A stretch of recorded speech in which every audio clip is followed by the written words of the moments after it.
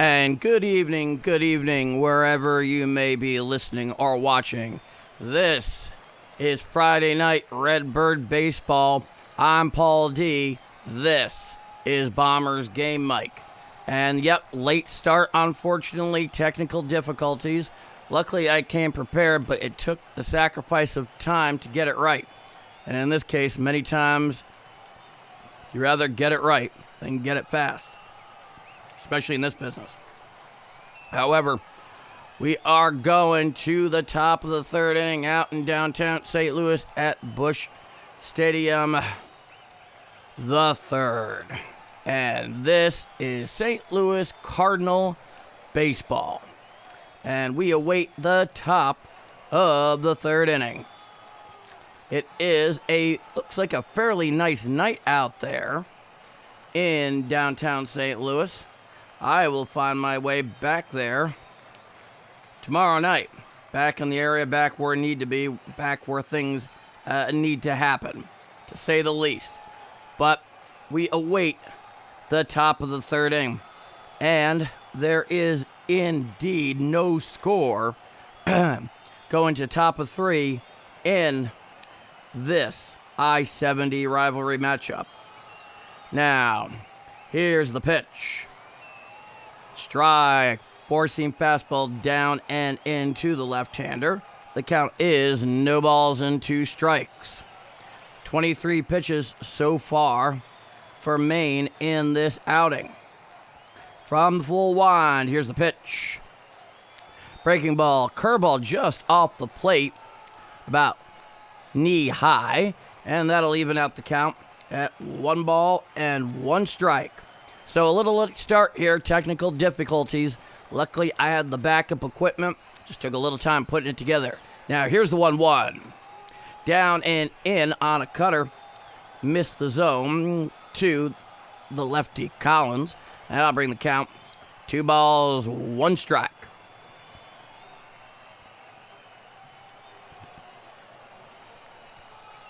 The righty May, he deals.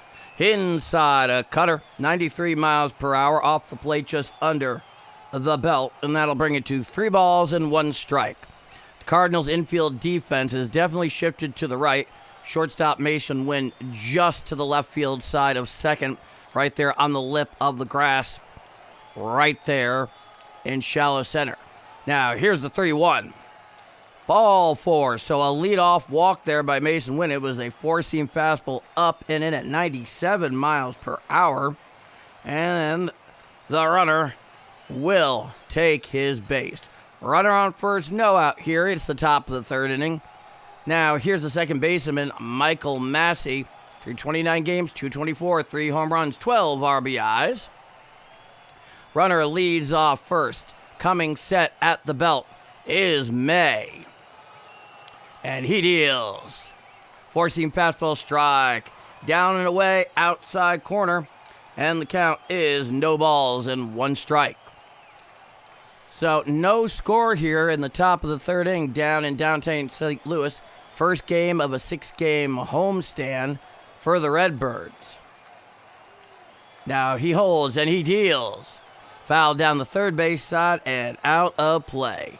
And the count is now 0-2 on that cutter from May. Is it going to be May? Hard to know. If you are a proper age, you get that reference without even flinching, because it is just so corny. Coming set at the belt is May. Here's the pitch. Chop foul and rolling on over to the Cardinals on deck circle. The count is no balls and 2 strikes. So getting past the technical difficulties here, on the road. This is my last night on the road. I believe I'm actually going to be back in my studio for the call tomorrow afternoon. And boy, that can't come a moment too soon. Now, he looks in. He holds. And holds. Time is called by the home plate umpire. Basically got into a staring contest between May on the mound and Massey in the lefty batter's box. I mean, it was almost cartoonish. Leading off first is the runner. Fairly sizable lead. Here's the pitch. Fly on out there to left center field. Underneath it, I believe, is Church. And he throws back in, and that is the first out of the inning here in the top of the third. So, May has some decent stuff tonight. We've seen better. We've seen worse. Cheers to that. Now here is Kyle Isbell, center fielder. 267, 3 home runs, 10 RBIs through 36 games. Runner leads off first. At the belt is May. Yeah, he deals. Just missed on a cutter down and in. And off the plate, according to the home plate umpire. Count is now 1 ball, no strikes. In is the third baseman right on the grass. Everyone else is largely paying back. The runner's being held at first. Here's the pitch. Hit on out there to center field. There's Victor Scott. He pulls it in for the second out of the inning. So a couple of outs there following the lead-off walk issued by May. The mortal sin of pitching, I think it's fair to say. And we go and await the next at-bat. It's a righty-righty matchup. May against Garcia. Garcia, he's 0 for 1 today. Holding his pitch, and here's the pitch. Sinker down and away, outside corner, right at the knees. The count is no balls, 1 strike. Michael Garcia 0 for 1 with the groundout, 273, 3 home runs, 18 RBIs through 42 games. Hitting is the third baseman on this 2026 campaign.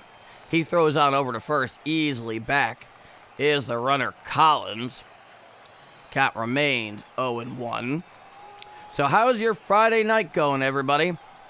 Are you down for some I-70 Rivalry baseball out in good old Missouri? Here's the pitch. Cutter just off the plate. Perhaps just below the knee as well. The count is a 1 ball, 1 strike.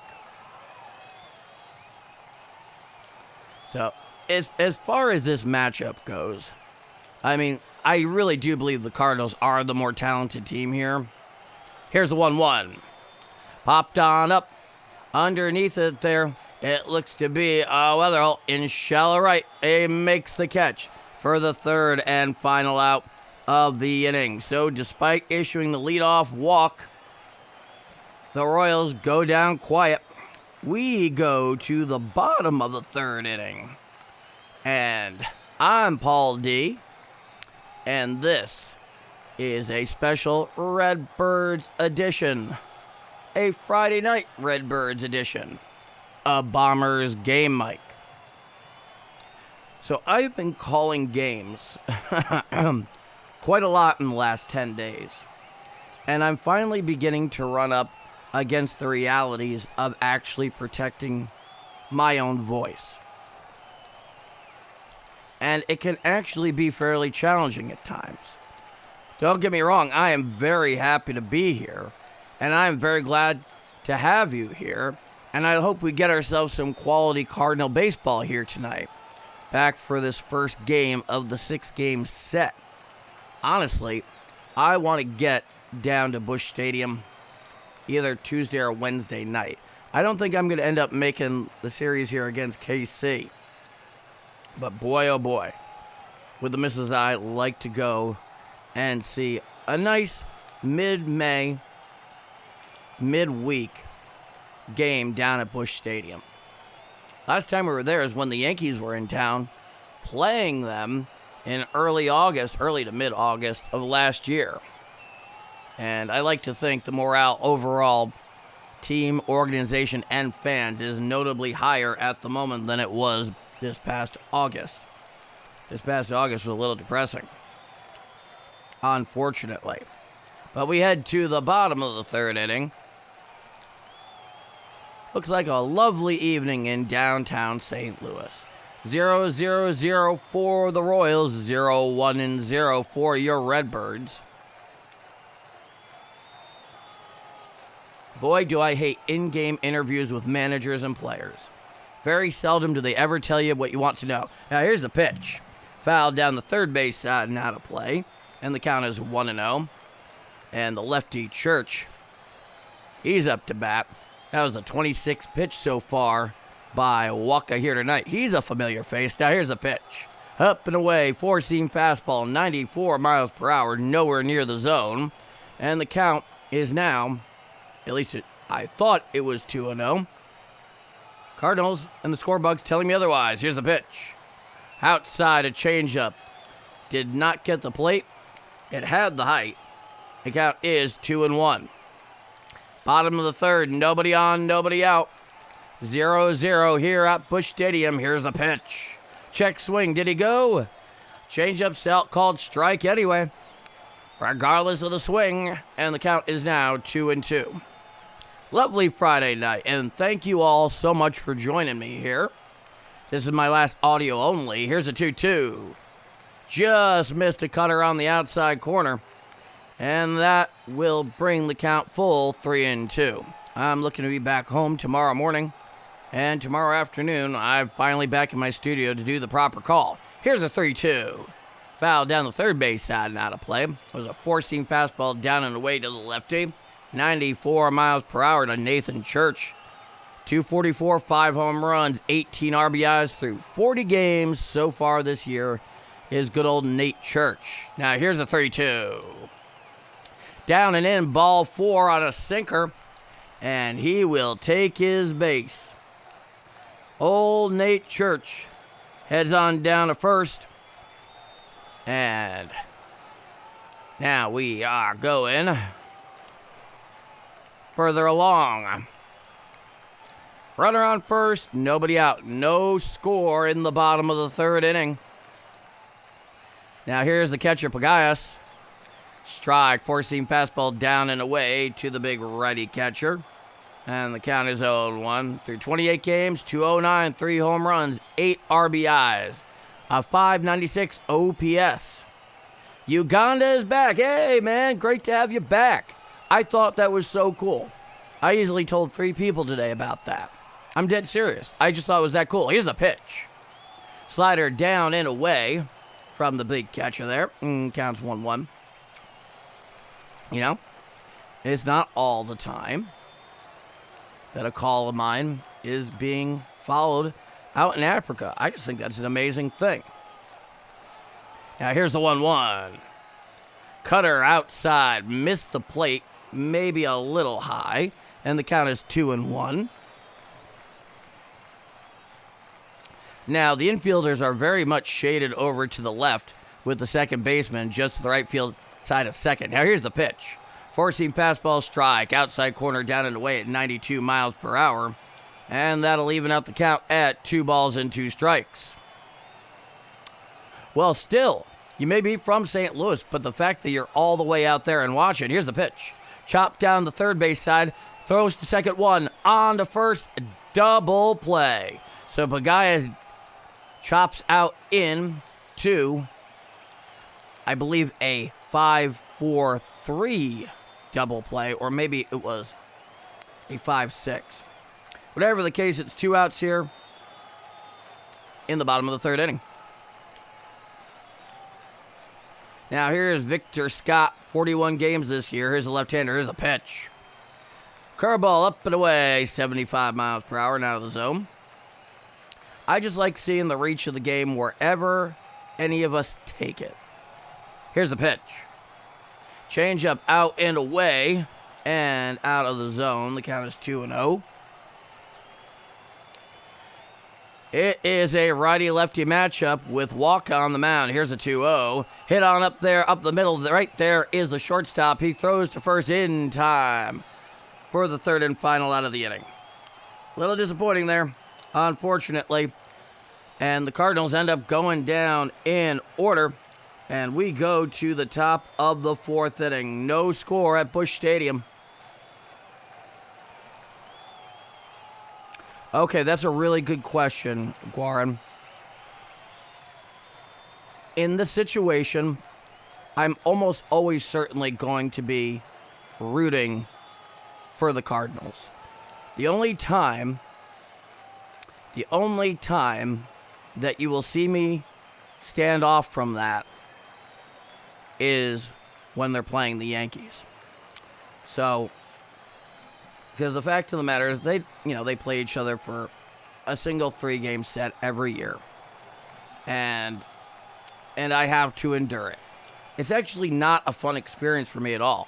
Same thing happens in football when my two teams, well, actually I really have 3, but my big 2 ultimately are the Browns and the Cowboys. Both of them are in fact family teams that I inherited, which I think is one of the coolest ways to receive such a thing. And then out there is my pet project after all those years in Chicago, the Bears. And certainly between the Bears and the Browns, that's been plenty of punishment. And the Cowboys have been just disturbing since January, February of 1996. So, but anytime the Yankees and the Cardinals run up against each other, nominally, of course, I got to go with the Yankees, but it's just not an enjoyable experience for me. It may sound like a half-baked answer, but it is an honest one. It's cool to watch them play each other. I've seen it happen a number of times, but, overall, I'm just glad that they haven't played each other in a World Series anytime recently. Now, here's the pitch. Sinker strike, outside corner, right at the knees, and the count is 0-1. Top of the fourth inning. Now, here's Bobby Witt Jr., 0 for 1 with a strikeout. Bobby Witt Jr., he is one on an amazing talent. Here's the pitch. Curveball down and away, just missed the plate and a little below the knees. The count's 1-1. In a league where you have the Juan Sotos, the Aaron Judges out there, the Otanis, Witt can get overlooked. Now here's the 1-1. Swinging strike, four-seam fastball up and in at 97 miles per hour. And the count is 1-2. So, he does get overlooked. Infield defense largely playing straight away with nobody on and nobody out in the top of the fourth inning. There's no score down at Busch Stadium. It's a 1-2 count to Bobby Witt Jr. Now here's the pitch. Hit to the right side and foul. And just foul.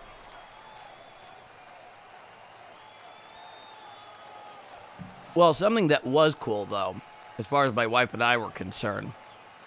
After dating for our first initial year, the Yankees went out and won the World Series. That was back in 2009. And then 3 years, the Cardinals went out in that amazing run in 2011. Now here's the pitch. Strike 3, down called, goes Witt. And I think we're looking at an ABS challenge here because he's definitely not leaving the box there. We shall see. We await the ABS challenge, folks. And the call is overturned. We go from 1-2 to 2-2.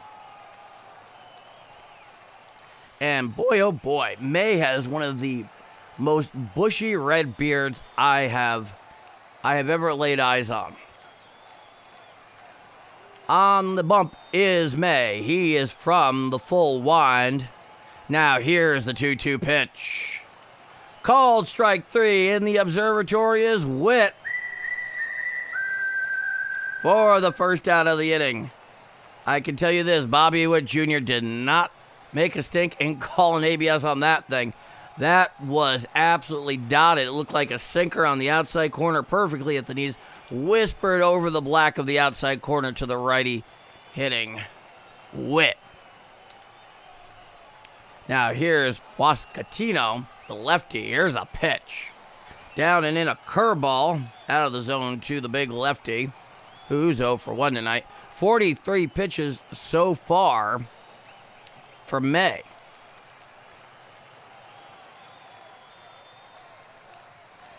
It's a 1-0 count.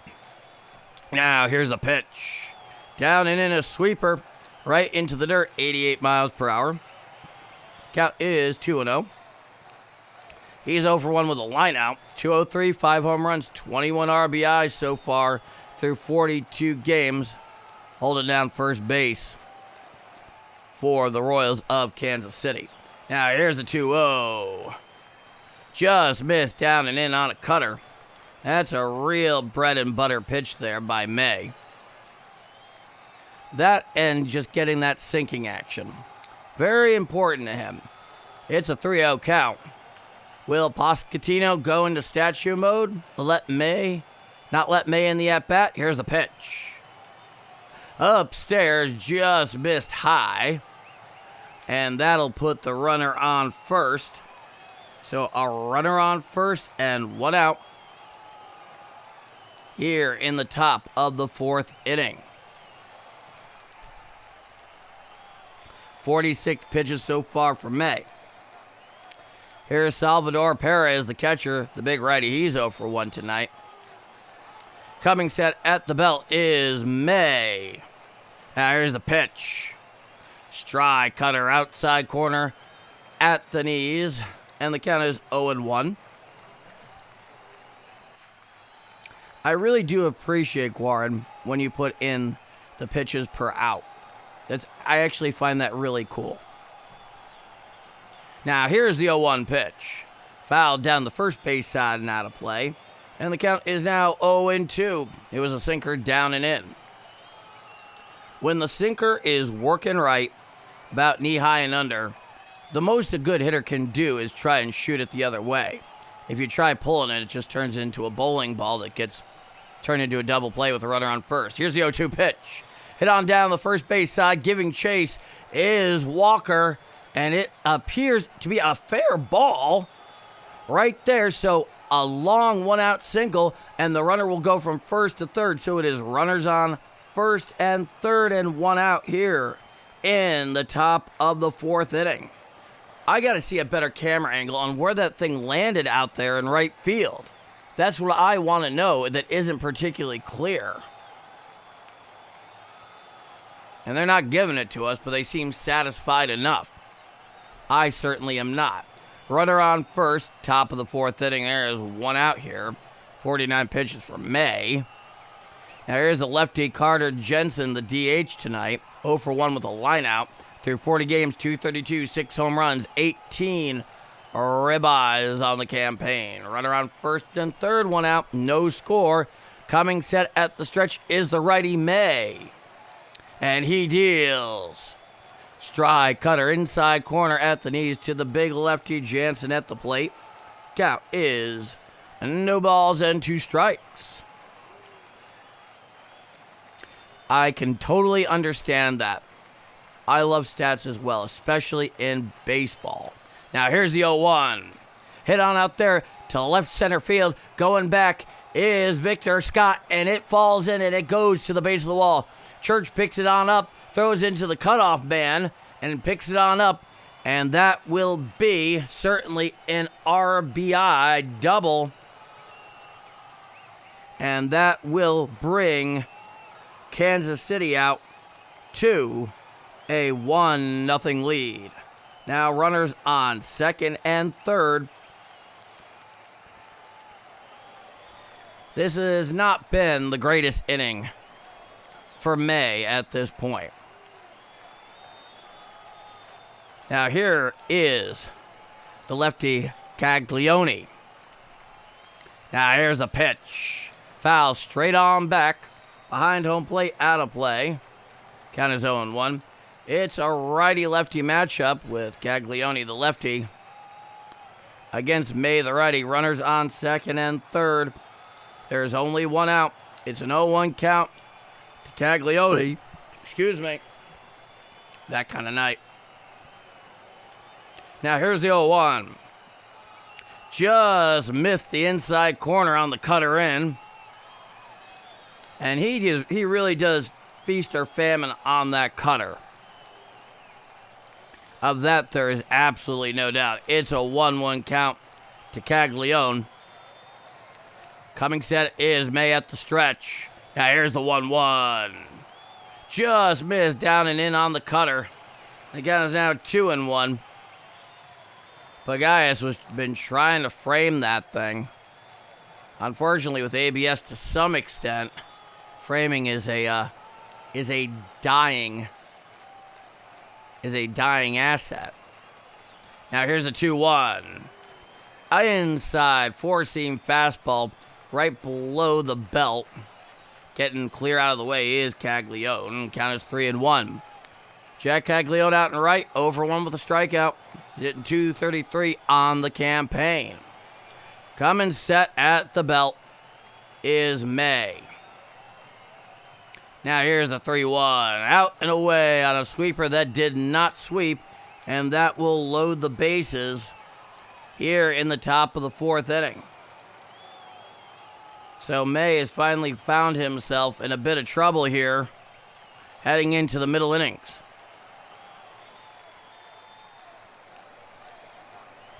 And Blake, the pitching coach, he's heading on out to the hill. Have a little chit-chat with May. Now, if you are just following my call tonight, it really is a beautiful mid-May, early evening Friday in St. Louis. They're wearing their Red City Connect uniforms where you have, they're basically slightly different of hue pinstripes going and running vertically. And the birds are on the bat, but instead of Cardinals, it just says the Lou, which if you're British and you say that out loud, at the very least you can't help but snicker a little bit, unfortunately. And it looks like they are wearing a camo St. Louis Cardinal cap, very likely in appreciation and a nod to our servicemen and women serving around the globe to protect us. Now, here's the first pitch to Collins. Cutter down and in, out of the zone. The count is 1-0. And so the third baseman is largely in and even with the bag. Mason went just to the left field side of second base out at the lip. Largely straight away on the right side of the infield. Now here's the 1-0 pitch. Just missed on the outside corner as the four-seamer at 96 miles per hour. And the count is now 2 balls and no strikes.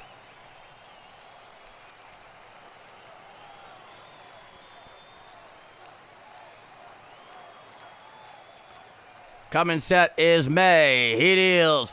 Strike, cutter down and in. Swung right over the top of that one. Did Collins. That'll bring the count to 2 balls and 1 strike. Now that's weird.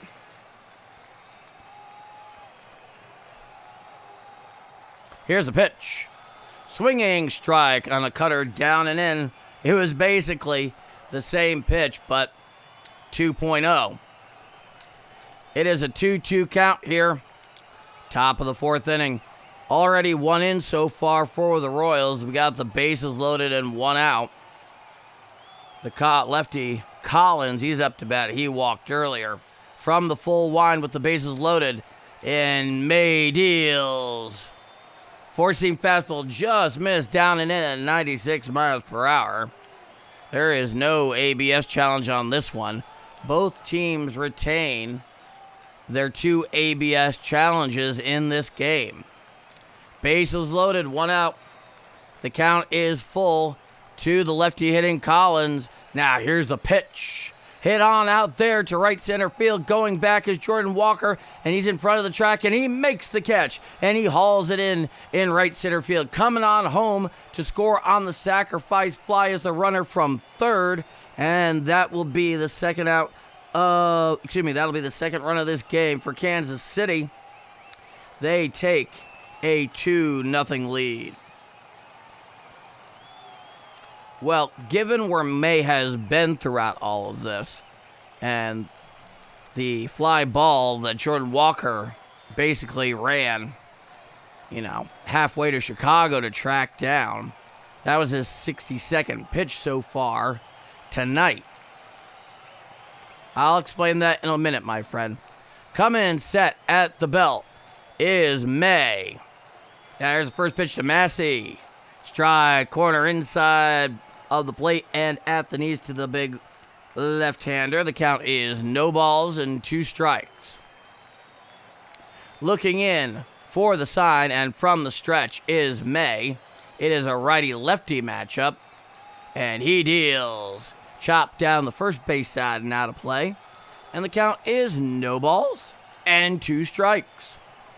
You can tell my voice has taken a bit of a beating here in recent days, but it's been totally worth it.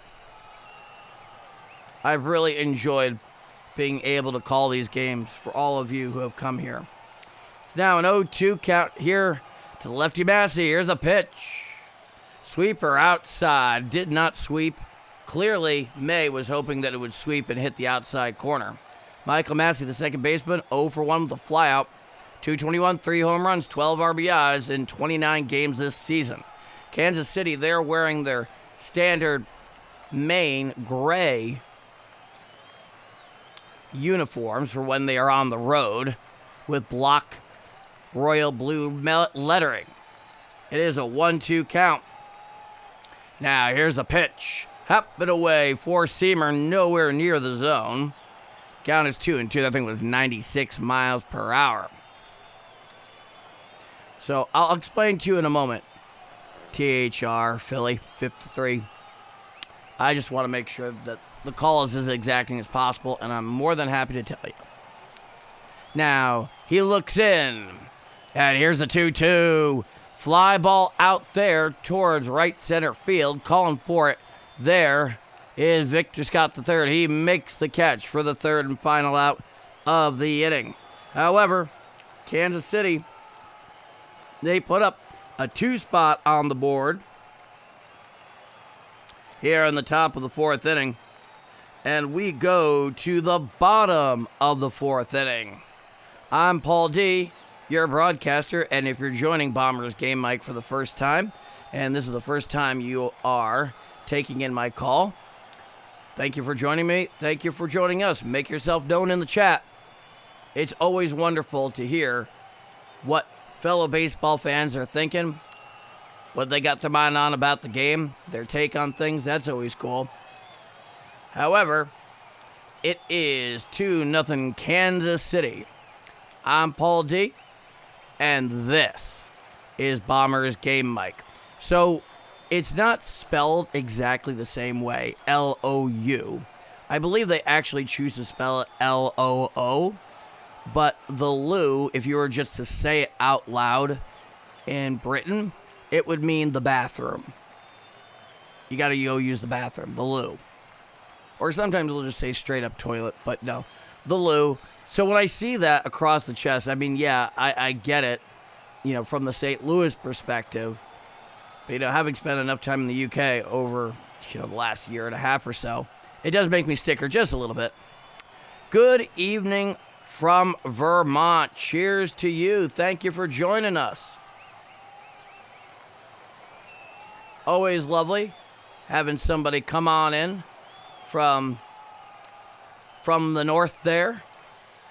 Vermont, really one of the most beautiful states in the entire union. All right, we are here now for the bottom of the 4th inning. Now, trying to get a little bit of offense going here are the Redbirds. Back on the hill is Michael Wacha.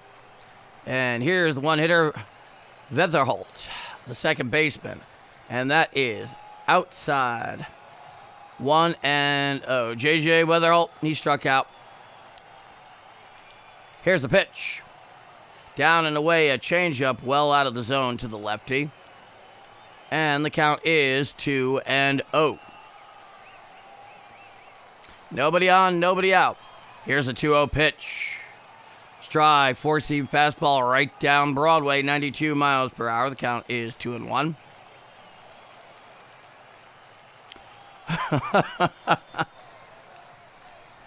Here's a 2-1. Strike, change up, outside corner, right below the belt on the outer third. And I'll bring the count to 2-1. You know, I will say, Michael Wacha early in his career, especially when he was up with the Cardinals, he was a very exciting player. Here's the 2-2. Chopped on up the middle. Fielded there is the shortstop. He throws to first in time for the first out of the inning. So I believe you can score that 6-3 in your scorecard for you amazing baseball nerds in the audience, whom we have a pleasure of joining us here tonight. Now, here's Ivan Herrera, the right-hander. He's DH tonight. He's 0 for 1. 263, 4 home runs, 20 RBIs. He has the big open stance as the right-hander. Here's a pitch. Out and away. It actually sailed over his head. It was a curveball. Definitely not intentional. If indeed you're looking to go headhunting, you don't usually throw a curveball. Did it actually get a piece of him? It looks like Herrera has himself a hit by pitch. Well, ain't that something, folks? Looks like a hit by pitch. Let's see it. Yeah, it looks like it kind of maybe grazed the very back of his helmet. I think that's what happened. It didn't hit him flush. He just kind of like ricocheted slightly. Here's a pitch. Foul down the third base side. Giving chase is the left fielder. He's actually out in front of the track, and he makes the catch for the second out of the inning. Heading on back to first is Ivan Herrera for the second out of the inning. So 1 pitch, 1 out there by Wacha. Woof.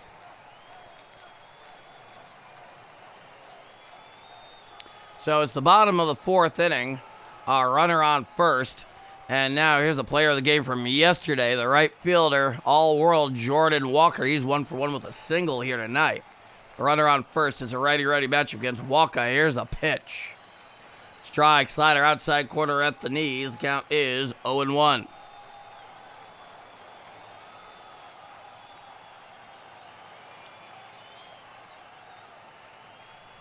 It's a righty-righty matchup. Runner leads off first. Here's the pitch.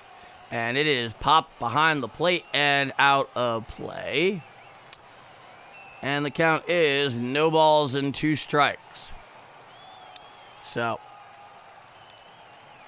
And the Cardinals are also wearing an unusual helmet. I'll explain that in a moment. Time is granted by the home plate umpire at the behest of Jordan Walker. And the count is no balls, 2 strikes. Runner on first. It's an 0-2 count here in the bottom of the fourth inning. Now here's the pitch. Fly ball out there to center field, going back in front of the wall. He looks up, and it is gone. A 2-run home run by Jordan Walker to dead center field. Oh, boy.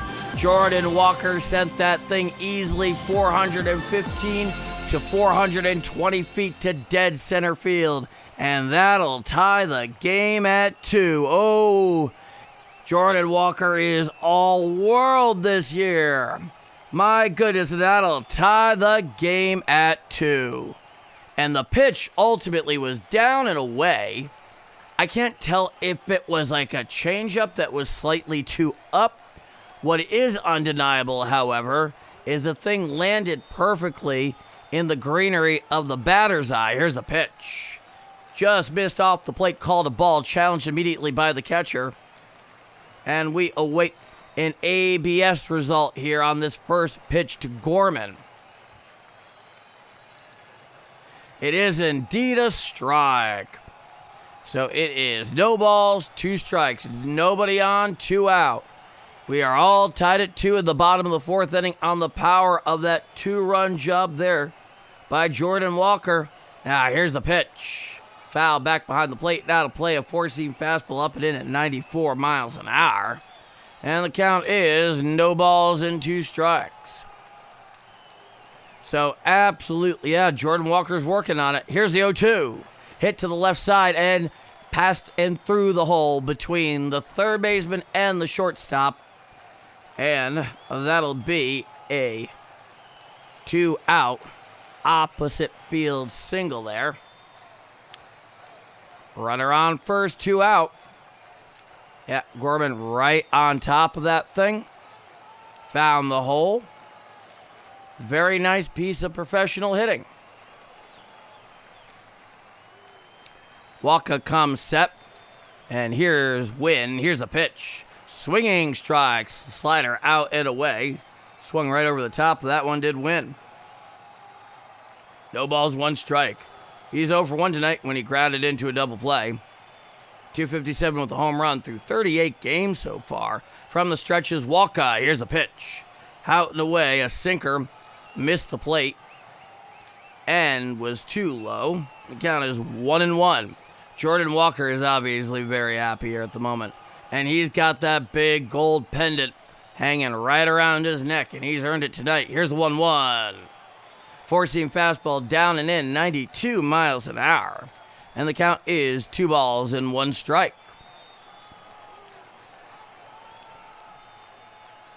Runner leads off first in the person of Gorman.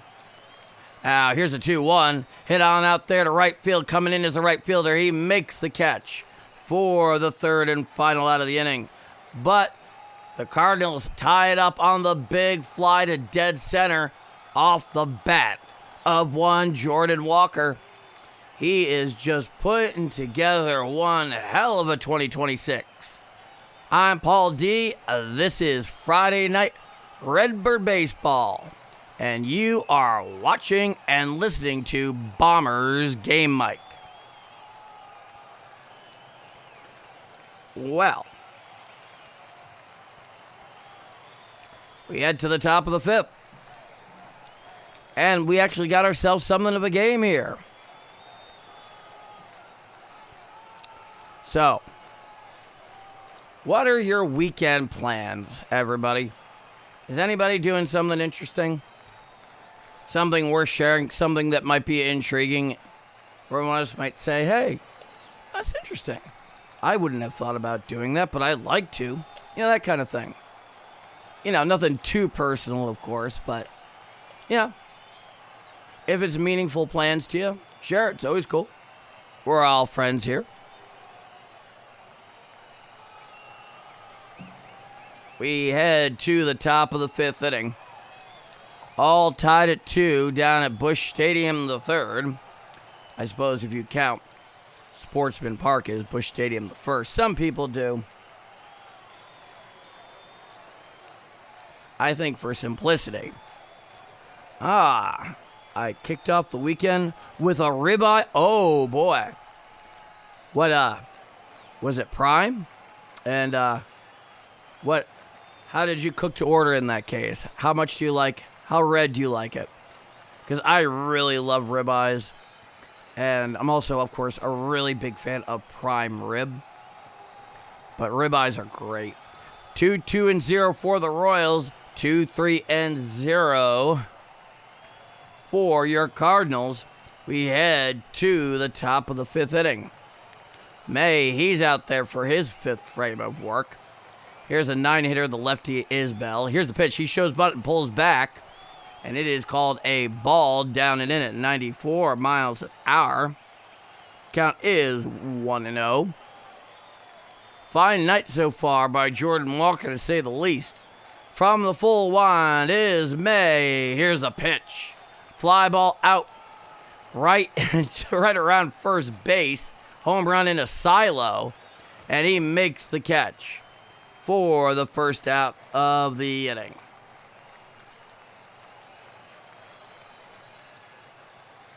Medium. Well, it doesn't always have to be prime. You know, I've definitely gotten, what is it? Choice, is it?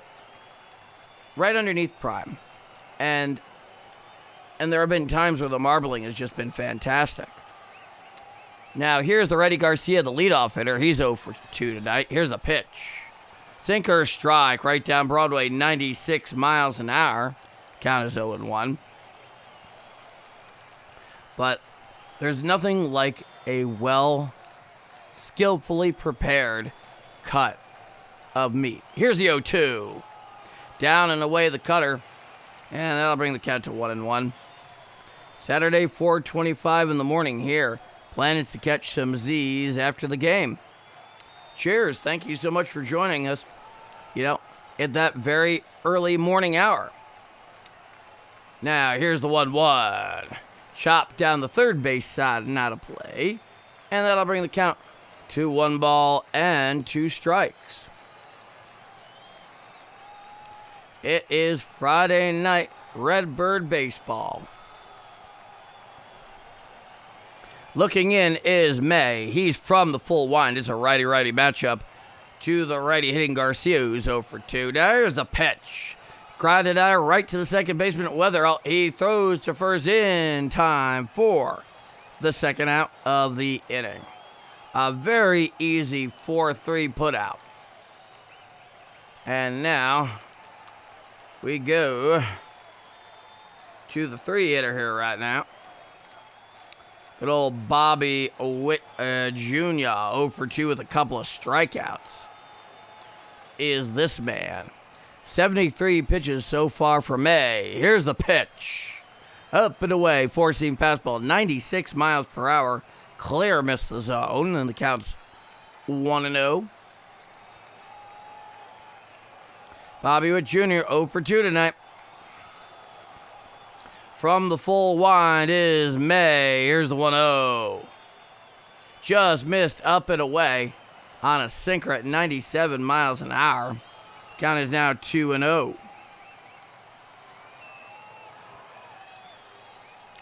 It is a righty-righty matchup. 0 for 2 with the pair of strikeouts. From the full wind is May. Here's the pitch. Chopped down to third base, fielded there by the shortstop. Wynn throws to first in time.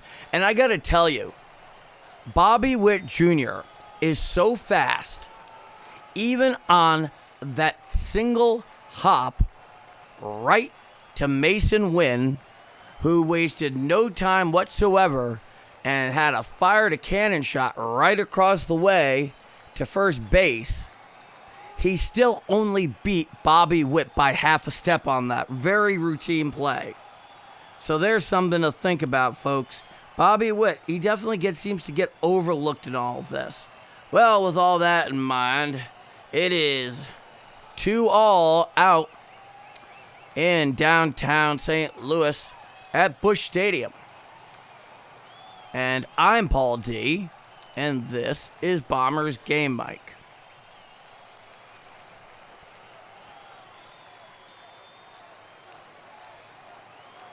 What is this? I bet you didn't know the outs beyond select. It goes, yeah, you're right. Prime, choice, select, standard, commercial, utility, cutter, canner. Can you imagine going to the in-laws' house and he gets out the utility ribeye? Yuck.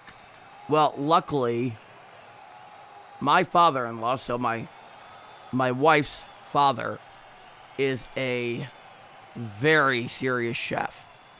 He is the subject of a proper cut of meat, whatever it is he's making, the quality of that meat, and the pride that he rightfully has in his ability to cook it up. I cannot imagine having a ribeye prepared by my wife's father, so my father-in-law, and it not be prime and perfectly done medium rare. Now, here's the first pitch. Strike, curveball, right down Broadway at 75 miles per hour, and the count is 0-1. To the lefty Church, Wacha, 58 pitches so far. Now, here's the 0-1. Hit on the ground to the right side. Fielded there by the second baseman. He throws to first in time for the first out of the inning. So luckily, that what you are describing, Guarin, is something that if it happened, I would have to imagine that I had made some kind of weird dimensional shift. Now here's the first pitch to Bagayas. Strike, sinker, outside corner, right at the knees. The count is 0-1. Stepping off the bump there is Wacha. Looking to get his sign again. Nobody on, one out. So no one count in the bottom of the fifth inning. All tied at 2. Here's the pitch. Hit down the first base side and out of play. A sinker. Counts now 0-2.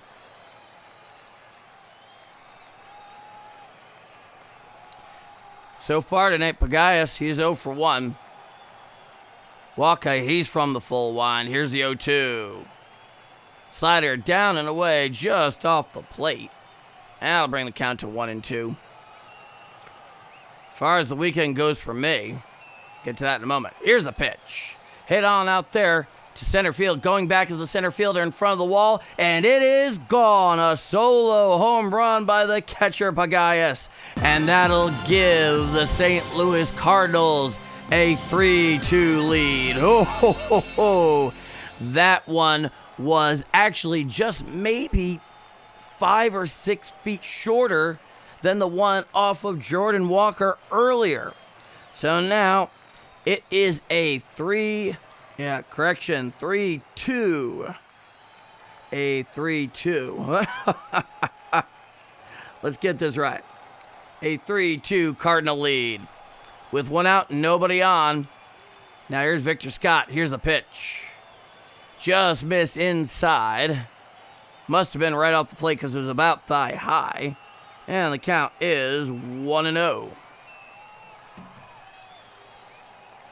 Here's the pitch. Change up, out and away. Missed the plate just below the belt. Count is 2 balls and no strikes. 3-2 St. Louis. Out in St. Louis. Bottom of the fifth, one out. Here's a pitch. Just off the plate on the outside corner on that sinker. And the count is now 3 balls and no strikes to Victor Scott the second. 3-0 count. Here's a pitch. Strike, four-seam fastball right down Broadway, 91 miles an hour. And the count is now 3-1. From the full wind is Michael Wacha. Here's a 3-1. Hit on air up the middle. Witt manages to stab it, going away slightly to his right, but that'll be the second out of the inning. It was hit right up towards Michael Wacha, right there at short, and it went slightly to his bare hand side. He was able to haul it in without much of a move. However, right now, it is 3-2 Cardinals on the power of that solo home run. Here's the pitch. Foul down the third base side on a four-seam fastball, 94 miles an hour. Went about half a dozen rows deep. Count is 0-1 to J.J. Weatherholt, who's 0 for 2 tonight. 43 games, 241, 8 home runs, 22 ribeyes. Now you have me thinking about meat. Here's the pitch. Down and in, a cutter right off the plate. Yeah, I'll bring the count to 1-1. And quality meat at that. From the full wind, here's the 1-1. Grounded to the right side. Fielded there on the ground as the first baseman. He makes the catch for the third and final out of the inning. But thanks to the big bat of the catcher, Bagayas, the Redbirds, they jump out to a 3-2 lead. We're going to the top of the sixth inning. It's Friday night Redbird baseball. I'm Paul D, and thank you for joining me. And if you're joining me for the first time and you like what I do and you're enjoying the stream tonight, please leave a like. That's something that does legitimately help a young channel that's growing like this. And if you want to see more of it, you want to see more Redbirds games especially, hit subscribe, hit the notification bell. You know what to do there. And with backed by popular demand, so it will happen. So I'm Paul D, and this is Bombers Game Mic. Well, I'll tell you this, Guarin. That is incredibly kind, and I really do appreciate your specificity on it. And let me read it out because it just makes me feel good to read it out. I'm not going to lie. So, once again, I must say, your attention to the game is fantastic. I hopped around to some other play-by-play channels, and none are quite like yours. Well done. That's about as high a compliment as I could ever hope to receive. And Guarin, you've been here since I first started doing Cardinal games, not, 48, 72 hours ago. And I'm so glad that you've enjoyed them. I'm so glad that you've enjoyed them. I try to do a more radio play-by-play type style, paint the picture for you, as opposed to a more TV play-by-play, where they allow the moving images to really, more support themselves. And I find the radio one a bit more gratifying. I mean, this weekend when I'm back in front of the camera, it's not going to change my style of play-by-play, because you still can't see the game from, just following me. But I like being able to try and improve at painting a picture with well-chosen words. Now, here's the top of the sixth inning. Pasquantino, he's 0 for 1 tonight, is the big left-hander. Now, here's the first one from May.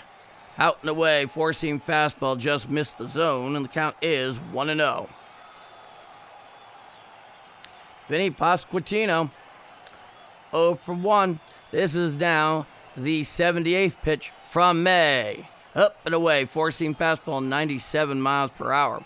Speaking of the last name May, I must say Trevor May actually has a really good YouTube channel. I would very much recommend it. I think it's called Mayday. Now, here is the 2-0 pitch. Just missed up and away on the cutter. Very close, but nobody is putting forward an ABS challenge with it. So now the count is 3 balls and no strikes. It is a righty-lefty matchup in the top of the sixth inning. Nobody on, nobody out. Now here's the 3-0. Strike cutter right down Broadway at the knees and bisecting the plate. The count is 3 balls and 1 strike. 80th pitch of the night for May. May, he's from the full wind. Now, here's the 3-1 pitch. Outside, a sinker off the plate, nowhere particularly close to the zone. And so that will be May leading off by walking the leadoff man.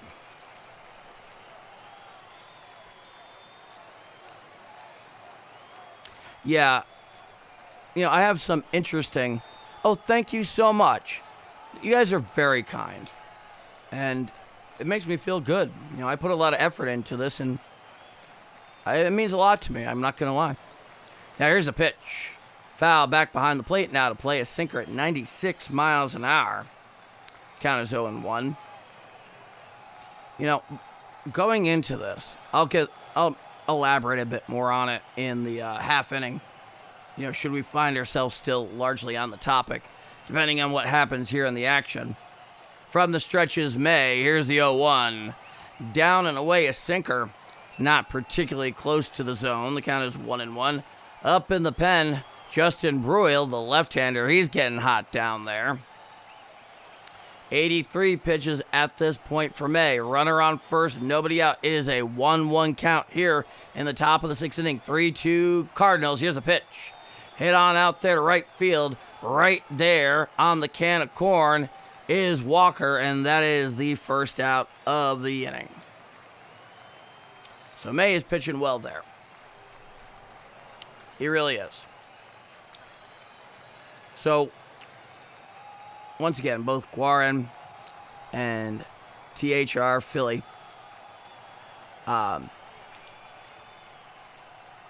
I definitely want to weigh in this in a moment. Now, here's Carter Jensen, the left-hander. Runner on first, 1 out, top of the 6th inning.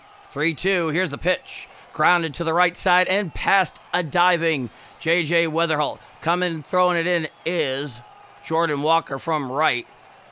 The runner stays right there at second. So we got runners on first and second with 1 out in the top of the 6th inning. 3-2 St. Louis.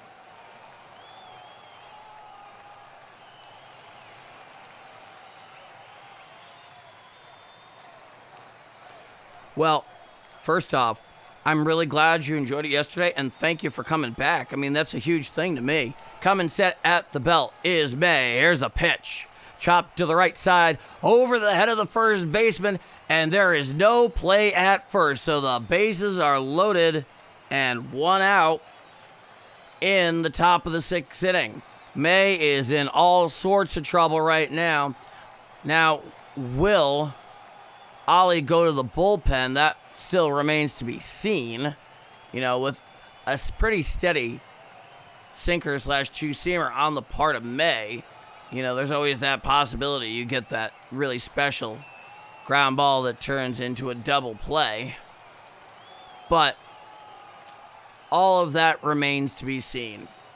And there appears to be a conference there out on the mound with the bases loaded and 1 out. 3-2 Cardinals, top of the 6th inning. And there does not appear to be any coaches. So, Brule is up, and George Soriano, the righty, he's getting hot down there in the Redbird pen. Top of the 6th, 1 out. Bases loaded. 3-2 Redbirds. Now, will May go back to the full windup like he did earlier with the bases loaded? These are things that I do wonder about. And indeed he is. The righty May against the lefty hitting Collins. Here's the pitch. Chop foul. Hit his foot, but it will serve as the first strike.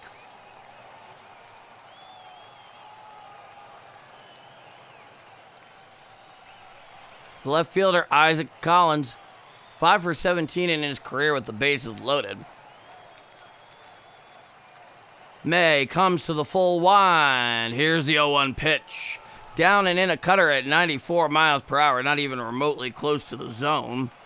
And the count is 1-1. Yeah, I think after yesterday that is definitely faith justified, to be sure. Now here's the 1-1 pitch. Just missed down and in on a four-seam fastball at 97 miles an hour. And it looks like, is there some kind of challenge here? Because it sure as heck looks that way. Let us find out, folks. And it is a ball. Wah, wah, wah. Unfortunately, missed the strike zone by 0.9 inches. The Cardinals lose one of their 2 remaining ABS challenges. The bases are loaded and 1 out. Here's the 2-1. Chopped out of the first base side, fielded there on first base. He's throwing home for the non-force, and he is safe at home. So basically what happened here, the first baseman, he fielded it on the hop. He stepped on first, but by doing so before he threw home, that meant there was no actual force play at the plate, and the tag needed to be applied in order to record an out. And Pasquantino got in there sliding, beating the throw and the tag. So it's runners on second and third. It is a tie game out in St. Louis right now. Runners on second and third with 2 out. And that was the 90th pitch of the game by May. We are all knotted at 3. Top of the 6th. May looks in from the full wind. And here's the first pitch to Massey. Fly ball out to right field. Going back is Jordan Wacha in front of the track. He is there. He makes the catch for the 3rd out of the inning. However, the Royals, they claw their way back into this game, finding a way to tag May for a 3rd run to tie the game. I'm Paul D. This is Friday night Redbird baseball from Busch Stadium in downtown St. Louis. I am your broadcaster, Paul D., and thank you so much for joining me here tonight. And you are watching and listening to Bombers Game Mic. Oh.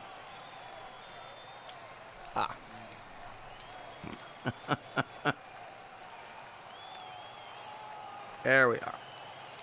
Well, folks, all tied at 3, and the Cardinals, here's something I can say as a baseball fan.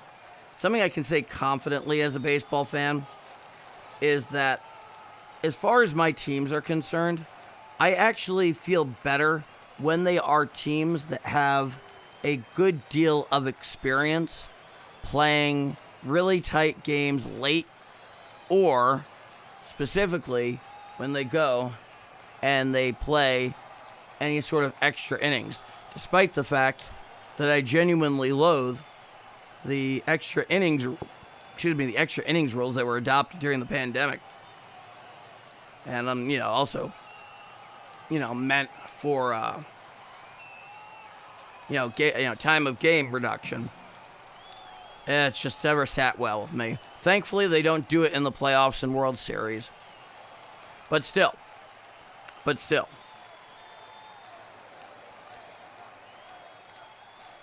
So we go to the bottom of the 6th inning. Well, first off, thank you all so much for your wonderfully supporting compliments and how I call my game. And the truth of the matter is, I have one benefit that most no other broadcaster that does it through traditional radio or TV does. Now here's the first pitch.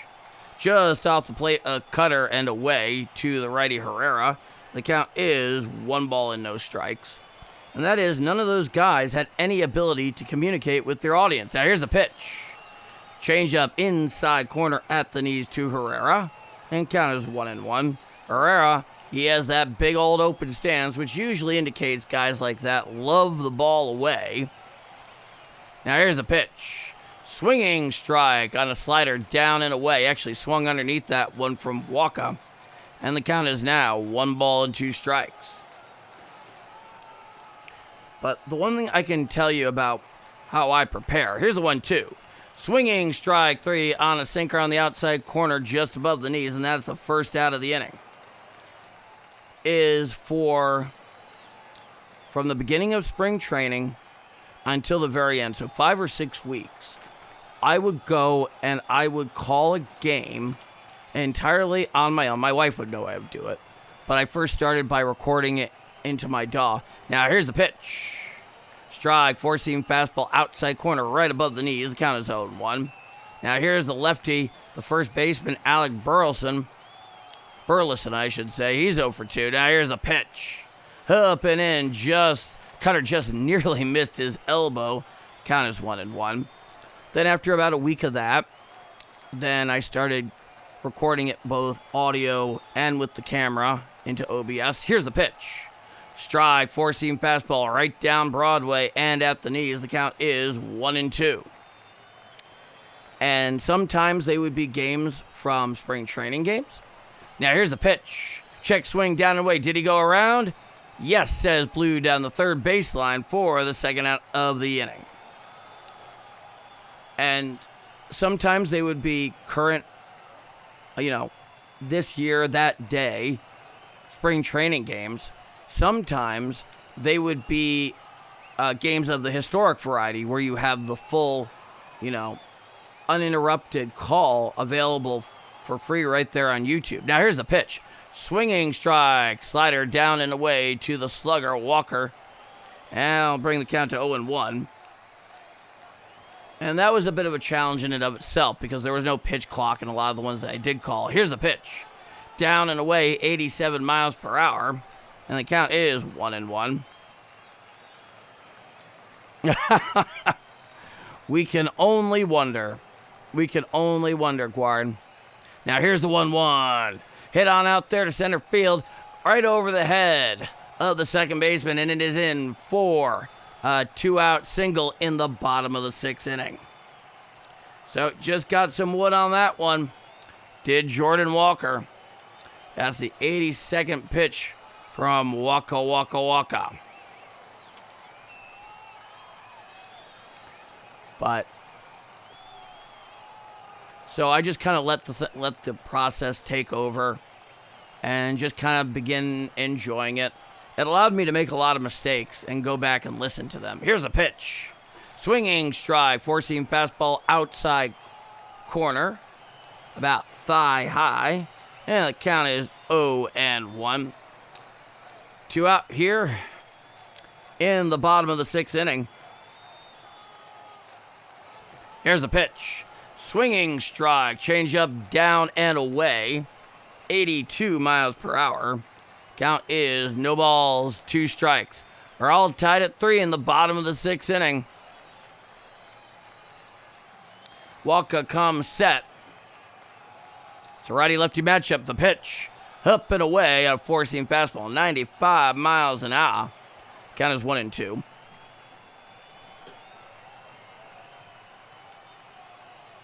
Yeah, I'm watching the live feed right now. Now, here's the 1-2 pitch. Foul back behind the plate and out of play. It was a sinker up and in on the hands at 95 miles an hour.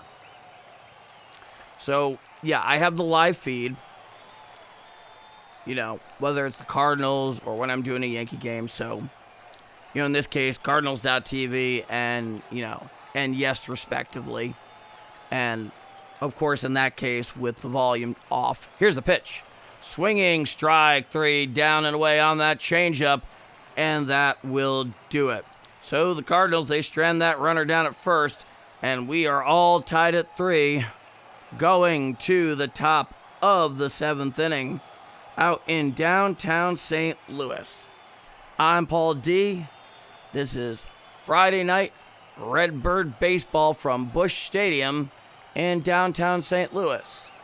And this is Bombers Game Mike. So, and that's the kind of story there. It was about a, 5 or 6 week process of, training in the spring, at the very least, if not spring training. And it allowed me to make a lot of mistakes. I got to go over and watch it over again. I'd watch it with my wife because she's ridiculously patient and loving. And I've slowly ramped things up as time has gone along here. There's a lot of things, a lot of challenges that I've gone and experienced doing this so far that I didn't always entirely anticipate.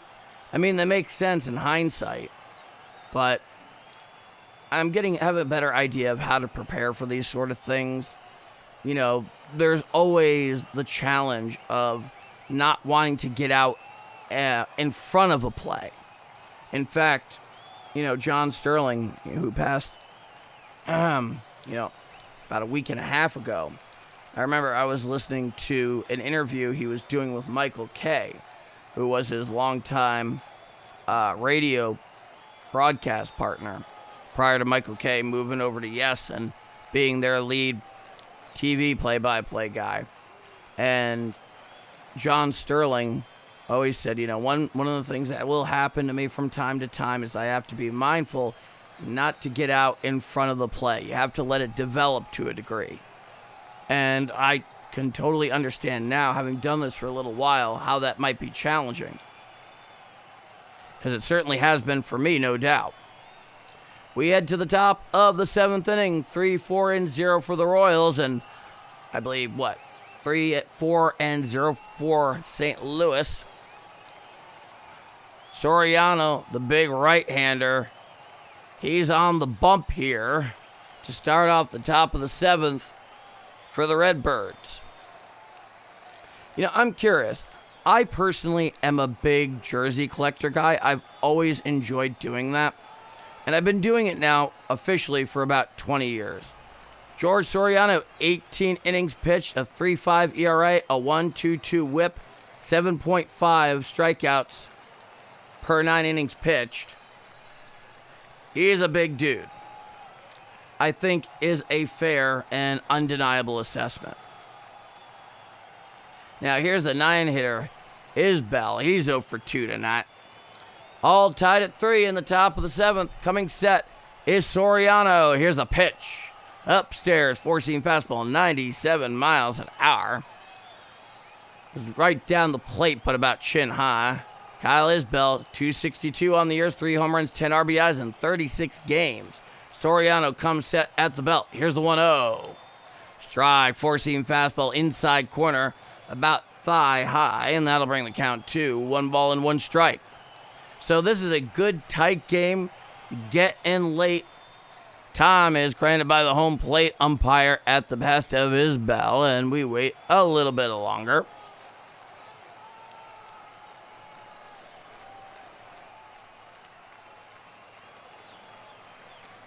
Coming set at the belt is Soriano. Here's the pitch. Check swing. Did he go around? No, says Blue down the third baseline. And the count is 2 balls, 1 strike. Top of the 7th, all tied at 3. Nobody on, nobody out. Isbell, the lefty, he's 0 for 2. Soriano, he comes set at the belt. Here's the pitch. Foul down the third base side and out of play. It was a four-seamer out over the plate at 98 miles an hour.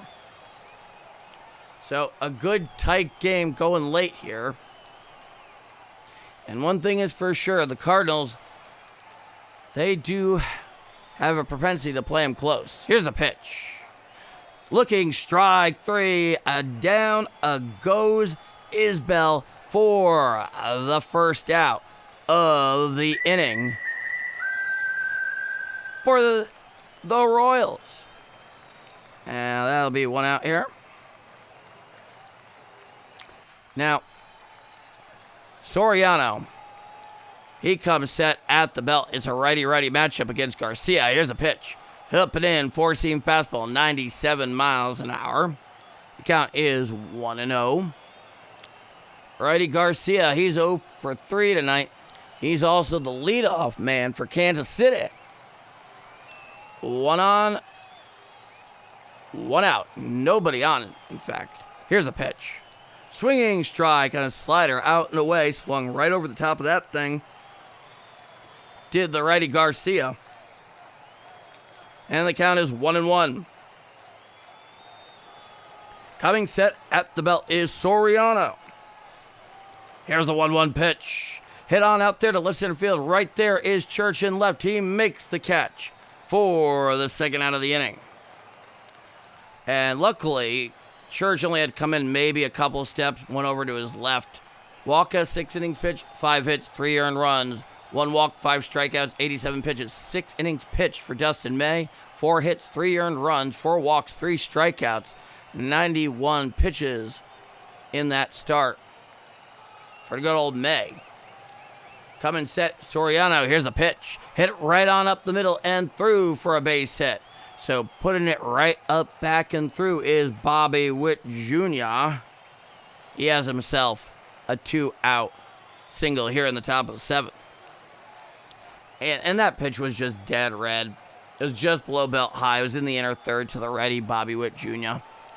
Do you remember watching Bobby Witt Sr.?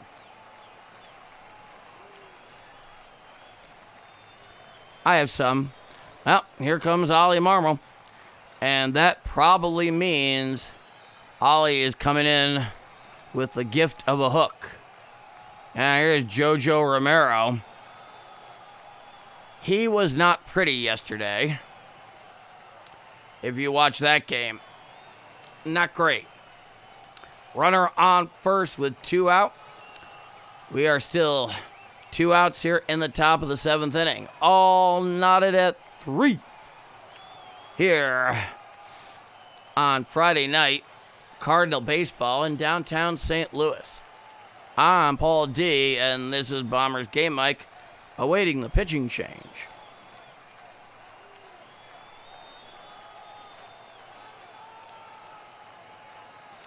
Oh boy, yeah. Well, I can tell you this. If you're losing your voice at a game, at least it's my experience, it usually indicates, with my own experience, that I saw a pretty darn good game one way or the other.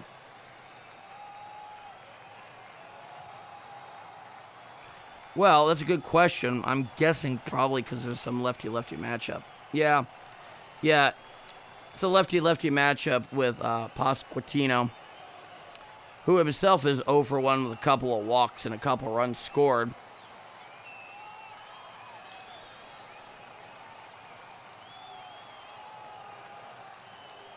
And then, of course, you have the righty, Salvador Perez, who's catching after that. And then at DH, you have Jensen, who himself bats left. So, you know, lefty, righty, lefty, I think, is the idea there. Even though Jojo Romero was not exactly impressive yesterday, I think we all remember that. And tossing there is the lefty Romero. 21 games, 21 innings pitched, a 3.43 ERA, a 1.24 whip, 7.71 strikeouts per 9, ground ball percentage of 48.3, inherited runners scored percentage 23.1. So he seems to be relatively competent in terms of keeping the runners right where they are and off of the plate. Coming set is Romero, and here's the pitch. Swinging strike, sweeper down and away, swung right underneath did that one. Vinny Pasquantino, and the count is no balls in, 1 strike. So lefty-lefty matchup. Here's the pitch. Swinging strike, sweeper down and away, 84 miles per hour. Once again, swinging right over the top of that one did Pasquantino. And right now, Romero, he is 1 strike away from ending this top of the 7th inning. He comes set. Here's the pitch. Swinging strike 3, and that'll do it for the 3rd and final out of the inning. So, KC, they strand that runner, and we stand up and stretch. It is the 7th inning stretch time, folks. And we head to the bottom of the 7th inning. I'm Paul D, and this is Bombers Game Mike. Now, all right, let's see what we got. Another nice big comment. Let's see.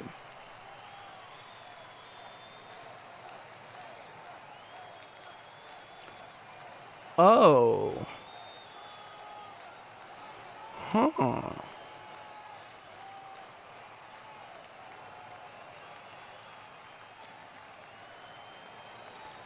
The two go together, the Arch and Busch Stadium, both the previous Busch Stadium that this one replaced, as well as the current one. The only analogy I can make to it that kind of hits it just right is the Busch Stadiums and the Arch are like peas and carrots. If I am going to quote the great mind, the great philosopher, the great intellectual Forrest Gump.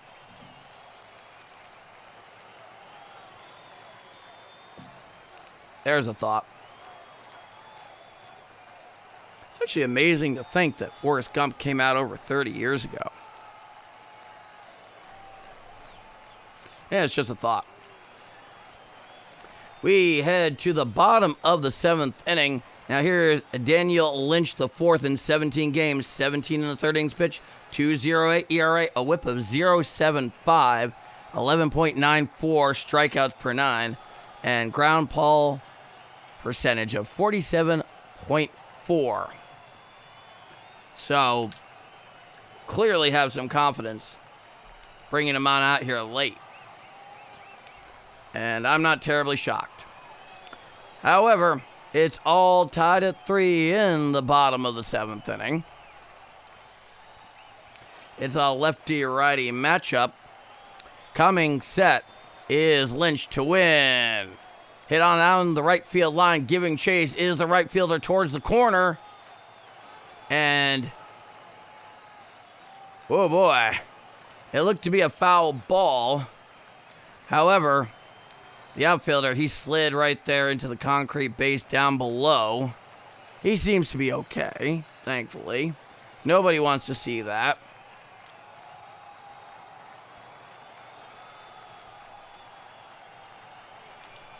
count is no balls and 1 strike. Bottom of the 7th inning. All tied at 3 in downtown St. Louis. Coming set is Lynch, the 4th of his name. Here's the 0-1 pitch. Swinging strike on the changeup, down and away to the righty hacking Win, and that'll bring the count to no balls and 2 strikes. Nobody on, nobody out. All tied at 3. Slightly shaded towards the left field side is the right side of the infield. Here's the 0-2. Hit down the left field side, and it is fair, and it is into the corner, and it rattles around. Coming around first is Win, and he has a leadoff stand-up double here in the bottom of the 7th inning. A very fine piece of woodwork there by Mason Win against Lynch, 4th of his name. Runner on second, nobody out. All tied at 3 in the bottom of the 7th. So right now, ultimately, the Cardinals that would be well served to try to get the runs when they are within reach. Now here's the pitch, it's showing bunt, and he hits it back behind the plate and out of play. Lefty Church, in fact, fouled it back on the bunt attempt against Lynch. That'll bring the count to 0-1. Runner on second, nobody out, bottom of the 7th. Here's the pitch. He shows bunt again, and that thing goes flying over the visitor dugout. And the count is 0-2. So if Nathan Church wants to pull that again, he better not hit it foul, or that will be his 3rd strike. It is a lefty-lefty matchup against Lynch. He comes set. Here's the pitch. He shows bunt again, and it is bunted foul for strike 3 on the slider. Lynch does not put together a productive at-bat, and that's the first out of the inning. If you're going to put down the bunt there with 2 strikes, you better be really sure that you can at the very least put it in fair territory. Now, coming in here is Pagayas. Swinging strike over the top of a knuckle curve. And the count is 0-1. Pedro Pagayas, 1 for 2 with a solo job. He is catching tonight. First baseman is playing about equidistant between first and second, all the way back. The second baseman behind second. Here's the pitch. Change up, down and away. 86 miles per hour, swinging right over the top of that thing is Pagayas. Now I'll bring the count, apparently, to no balls, 2 strikes. Lefty-righty matchup with Lynch on the hill. He throws back to second. Easily back there is Mason Win. Count remains no balls and 2 strikes. On the helmet there, they're wearing the red helmets tonight, are the Cardinals. And in white lettering, they have STL across the top of it. I think it's just part of their City Connect configuration. Here's the pitch. Down and in, a changeup at 88 miles per hour, nowhere close to the zone. And the count is 1-2. I'm curious for those of you who want to chime in on this question. I know we got a good game here, but I got to ask. How do you feel about City Connect jerseys more broadly? Not just the Cardinals or whatever the case may be. Here's a pitch. Fouled down the first base side and out of play. 4-seam fastball in on the hands at 96 miles per hour. I mean, what are your impressions of them? Do you like them for other teams? Do you like the one for the Cardinals? Do you think it's just a soulless cash grab and designed by, unfortunately, not very talented individuals on the part of Nike? It's a 1-2 count. Here's the pitch. Swinging strike 3, changeup down and away, 88 miles per hour. Hacked right over the top of that one, he did, and that'll be the second out of the inning. Runner on second with 2 out here, following the strikeout swinging. And now here is Furman. Looks to be a pinch hitter tonight.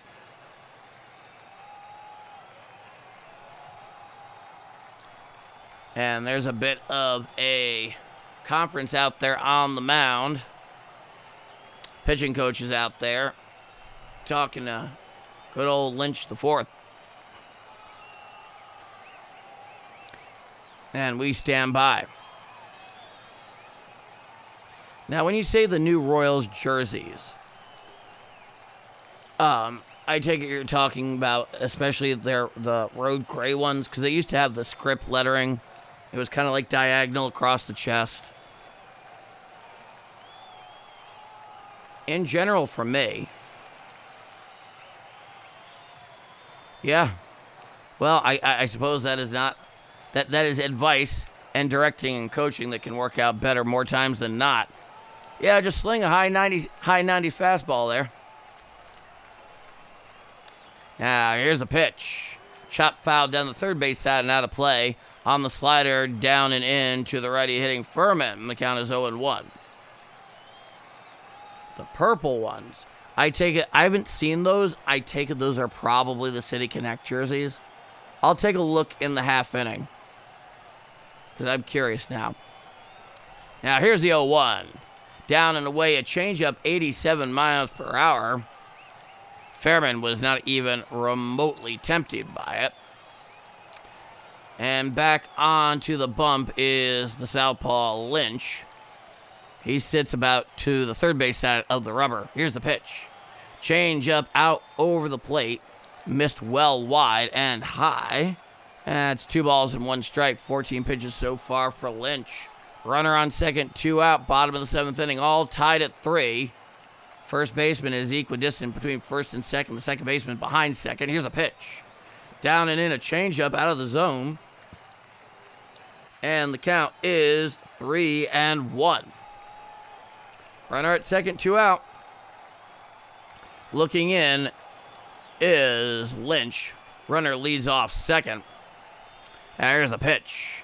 In the dirt, ball 4. So Furman, he'll go and take his base. And the Redbirds have runners on first and second with 2 out in the bottom of the 7th. All tied at 3.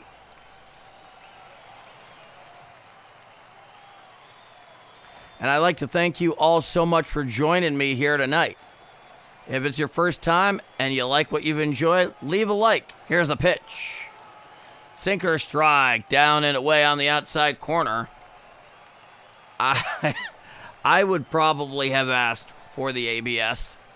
And the infield moves to the right. Shortstop Witt Jr. is just to the left field side of second base, right in front of the lip of the outfield grass. And the first baseman and the second baseman play it back and are equidistant between each other.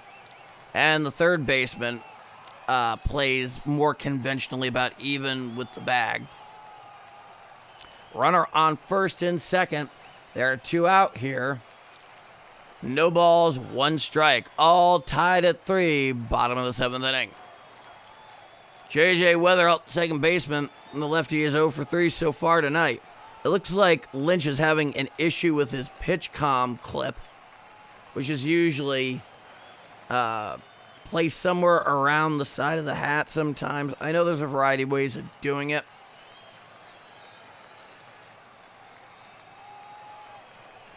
And they're figuring out a new one, and it looks like they finally found it. So we gotta wait another moment or two before this all gets corrected. And it would seem that Lynch is he getting his signal yet? I don't know. And, all right, yeah, he's looking good. He is giving the thumbs up. Runners on first and second. There are 2 outs, all tied at 3, bottom of 7.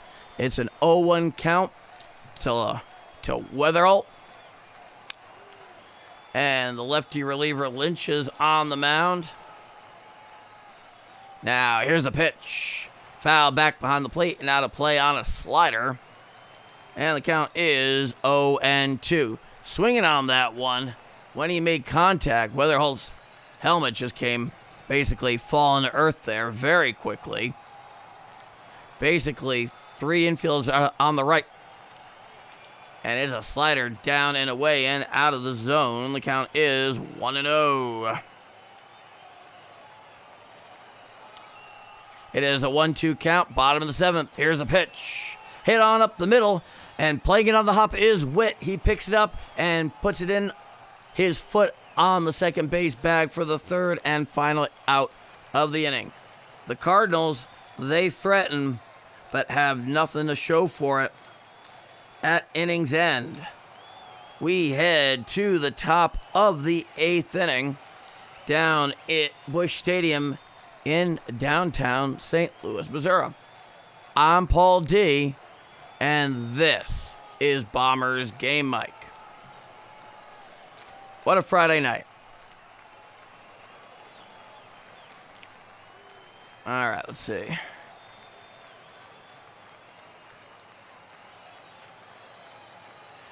I tend to be more of a traditionalist myself. Codemizer. That much is certain. And the Cardinals are very fortunate just because even their standard home white, road gray, birds on the bat, the coloration, all of it. There have been some refinements here and there over the years, no question. But it's one of the most stunning uniforms in all of baseball. And I generally actually tend to be quite fond of the cream Saturday one that they'll wear at Busch Stadium. And then on Sunday they have the it's either navy, but you can get up close, it's really black. The black cap with the cardinal red bill, and then on it, as opposed to any sort of interlocking STL, it's the single bird on the bat. And you wear it on Sundays. I really like that. I'm less fond of the powder blue on Saturday that they'll wear on the road. I have one, but it doesn't speak to me in quite the same way as the cream St. Louis across the chest. Even though there's nothing wrong with the powder blue with St. Louis across the chest and birds in the bat. It's just not as good. Simply put. Jojo Romero, he's out for his second frame. Now, here's a pitch. Out and away, a sinker just missed the zone. That'll bring the count to 1 ball and no strikes. But generally, the City Connect stuff, I am not a fan of. Now, here's the 1-0 pitch. Strike, sinker outside corner at the knees on the outer third, 93 miles per hour. The count's 1-1.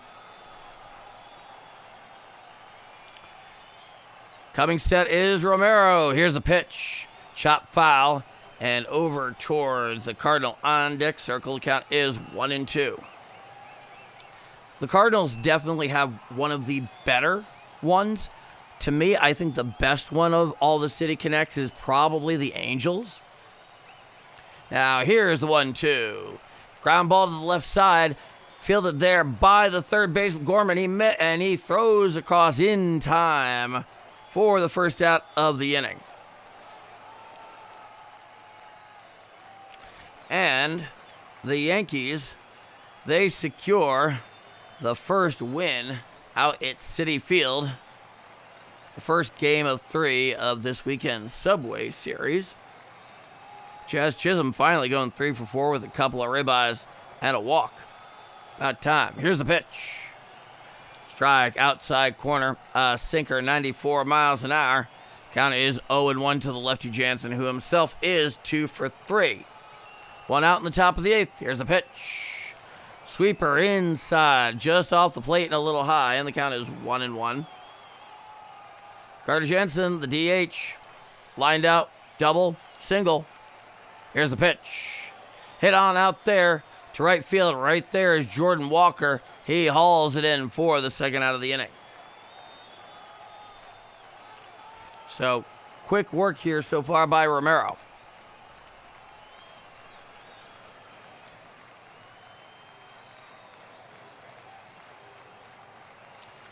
Yeah, I can understand.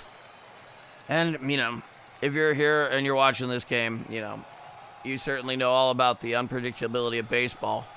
It's it can be a maddening game at times.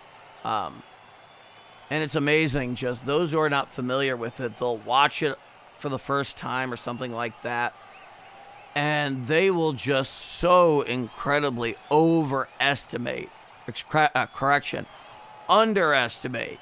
They will underestimate the remarkable difficulty of playing this game at a high level. Now here's Lane Thomas. He's the pitch hitter. 35 games, 208, 1 home run, 8 RBIs. It's a lefty-righty matchup. 2 on, nobody out. Correction. Nobody on, 2 out. Here's the pitch. Sweeper strike outside corner. About the outer third above the knees. The count is no balls and 1 strike. Now, here's the 0-1. Just off the plate, a sinker, 94 miles per hour. Counts 1-1. 6-hitter Thomas. That makes this a lefty-righty matchup. Now, here's the 1-1. Just off the plate on a changeup, 88 miles per hour. That'll bring the count to 2 balls and 1 strike. Slightly shaded over towards left is the first baseman. There's the pitch. Breaking ball up and away. It was a sweeper at 83 miles per hour. And that'll bring the count to 3-1. Excuse me. After I finish up calling this game tonight, I'm heading right to bed. I have an early flight. Here's the pitch. Strike, sweeper, outside corner at the knees. And the count is 3-2. Sometimes I get lucky and can see the arch on approach. I'd buy that for $1. Here's the pitch. Ball 4 on a changeup down and away. It was clear off the plate. And he will take his base. So a runner on first and 2 out in the top of the 8th inning. Now here's the righty Collins. 16 pitches so far for Romero. Isaac Collins in left field, a walk, a sac fly, and a ground out. Coming sets Romero. Here's the pitch. And he just beans Collins there on the side. It probably wasn't intentional. What the heck happened here? I do not know. I mean, he looked like he took it. I don't know why he's taking so much time going down at first in that case. No. I have no idea what just happened. I don't think anybody does. Coming set is Romero. Here's the pitch. Sweeper down and in, strike. Swung right over the top of that one, did Collins. And the count is 0-1.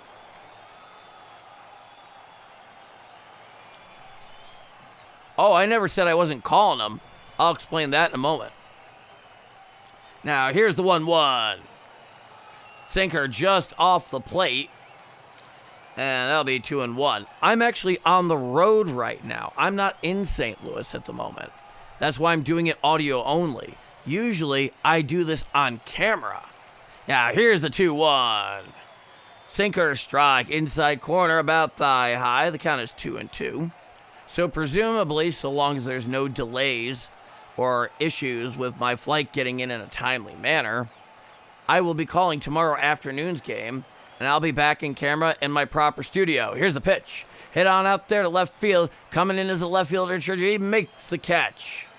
And that'll be the 3rd and final out of the inning. And we go to the bottom of the 8th. All knotted at 3 in Busch Stadium. Right there on the banks of the mighty Mississippi River. I'm Paul D. This is Friday Night Redbird Baseball. And this is Bombers Game Mike. Well, thank you so much, Code Miser. So, as long as everything is on time tomorrow, I'll be there. I'll be at my proper studio where my wife and I live in St. Charles. It'll be nice to sit in a more comfortable chair and, just be home. I've been on the road now for about a week and a half. A lot to get done. Some of it business-oriented, some of it family-oriented. But wherever I am, my wife and I obviously are very close, which is kind of, like, well, gee, Paul, you don't say, but, we are very strongly connected. So it's not always easy when it's been 10 days and we haven't been in the same place. We talk to each other for about an hour, hour and a half every night, and we text each other. Love each other dearly, but anytime you're not able to be in the same place at the same time for a week and a half, in my case, with the woman I love, it does wear. And, you deal with it the best you can.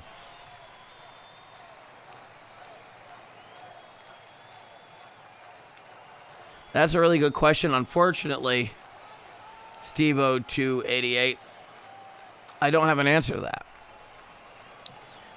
My guess is that I think there might be a pairing for every City Connect jersey with a hat. Nike's contribution to the betterment of humanity. All right, we head to the bottom of the 8th inning. Nick Mears, the right-hander, he's in there.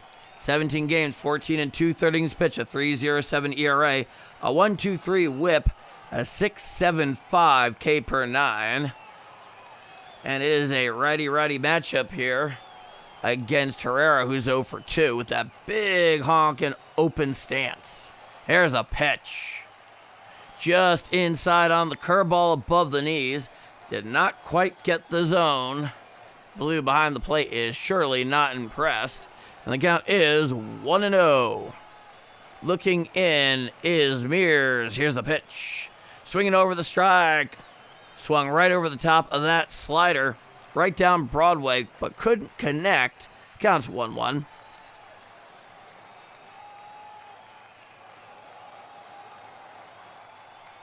Coming set is Mears. Here's the pitch. Foul down the first base side and out of play. Four-seam fastball, 94. Now I'll bring the count to 1-2.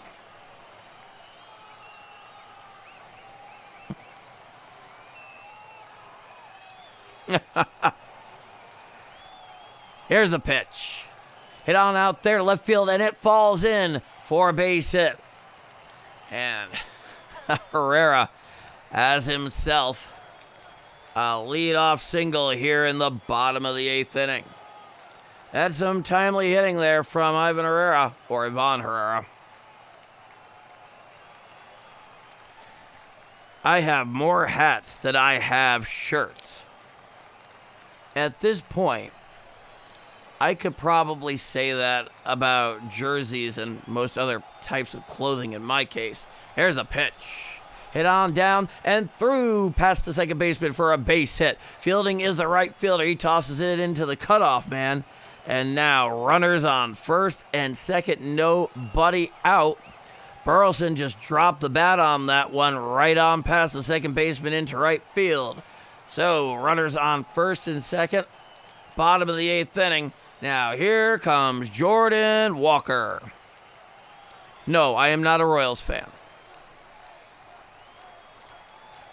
I was raised and have been primarily a Yankee fan. However, when I first met my wife many years ago in September of 2008, we both ended up absorbing each other's fandom. I'm not going to get repetitive because I've mentioned this a few times over the last couple days. Suffice it to say, there wasn't enough of a relevant rivalry on a temporal basis given she and I's age at the time. And we were really able to absorb each other's fandom. I had a great deal of reverence for the Cardinals from, the late 90s into the mid-2000s. Now, here's the first pitch. Swinging strike over the slider, down and away to Jordan Walker. The count is 0-1. And just slowly over time, we embraced it. And, she's still properly a Cards fan first. Here's a pitch. Just missed on the four-seam fastball up or out and away over the plate. And the count is 1-1. And I'm still properly foremost a Yankee fan, but we have still very much embraced the other's teams. Here's the 1-1. Down and away, a slider out of the zone, 84 miles per hour. And, one of these days, should it ever come around, I definitely have some fun stories about our adventures with the 2011 Cardinals. Now, here's a 2-1 pitch. Chopped down the third base side, fielded by the third baseman. He steps on third, one on to first, and it is a double play. Just cuts it right down there. It was hit just to the perfect point. Third baseman, he fields it on the first hop. He manages to get that force at third, and then he throws over to first, gets it to the first baseman on the hop for the first and second out of the inning. And that puts runners on second, with 2 out here in the bottom of the 8th, all tied at 3. Now, here's a lefty Gorman. Here's the pitch. In the dirt, a changeup, nowhere near the zone. Got dirt on all over that thing, he did. And the count is 1-0.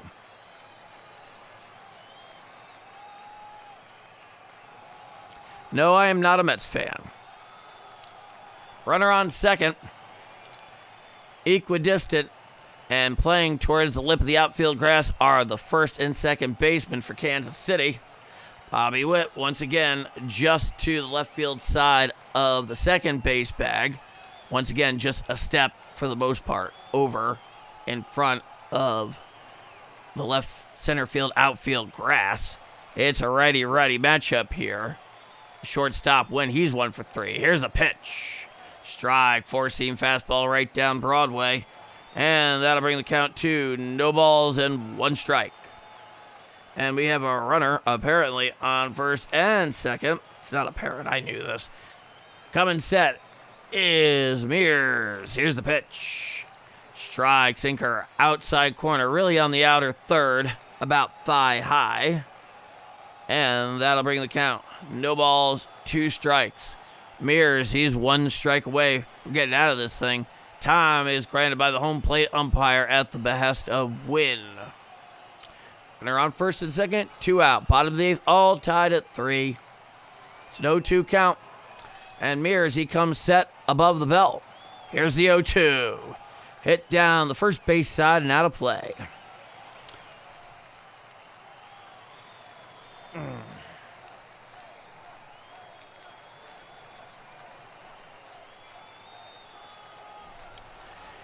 So, equidistance between the shortstop and third baseman there on second, playing all the way back. Here's the 0-2 pitch. Slider down and away, 84 miles per hour, nowhere near the zone. The count is 1-2. Win, he's 1 for 3. Runner on first and second, 2 out. It is the bottom of the 8th, all tied at 3. Now he deals. Check swing on the slider down the way, 84 miles an hour. Did he go around? No, says Blue down the first baseline. He is not impressed. And the count evens out at 2-2. Well, you are very, very welcome, Delta Leader. That's actually a really, really cool username, actually. I love it. Here's the 2-2. Swinging strike 3 over the top of that curveball, 82 miles per hour, down and in. And that will do it. So, we head to the top of the 9th inning, all tied at 3 in downtown St. Louis. I'm Paul D. This is St. Louis Cardinal baseball from the banks of the mighty Mississippi. And this is Bombers Game Mic.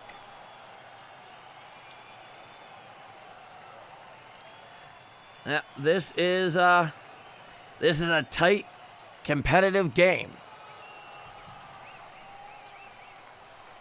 Let's go Cardinals. Mink Daddy Mar, Dan MCL, 1978. Happy to do it. Let's go Cardinals. Hey, man, I just called you out. Right there. Happy to do it. And thank you for coming by tonight, spending time with us. I'm glad I could make your day. So if you're just joining me here and you've been enjoying the call, definitely leave a like here. It really does help out the channel. it really makes sure that it ends up on the radar of the algorithm, which can be very difficult.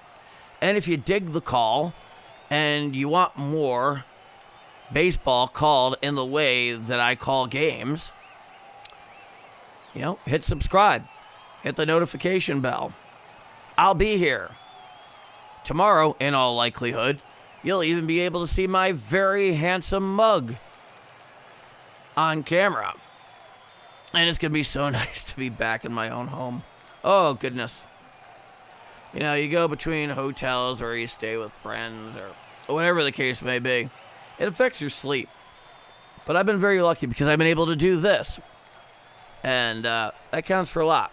Now, here is the righty Riley O'Brien. 21 games, 21 innings pitched, 7.57 ERA, a 0.90 whip. It is a righty-lefty matchup here against the 8-hitter, the left-handed hitting Massey. Oh, boy. Oh, boy. Boy, am I thirsty.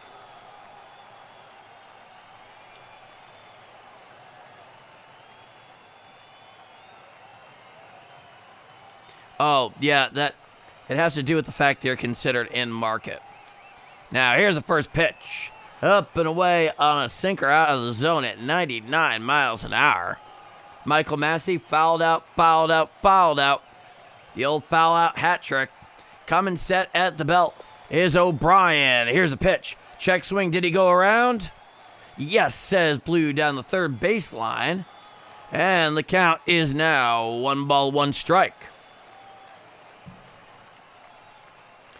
I'll be back home in St. Louis tomorrow. Right now, I'm in southwestern Connecticut, just outside of New York City. Here's the pitch. Sinker inside, thigh high, and off the plate to the lefty Massey. Now I'll bring the count to 2-1. Okay.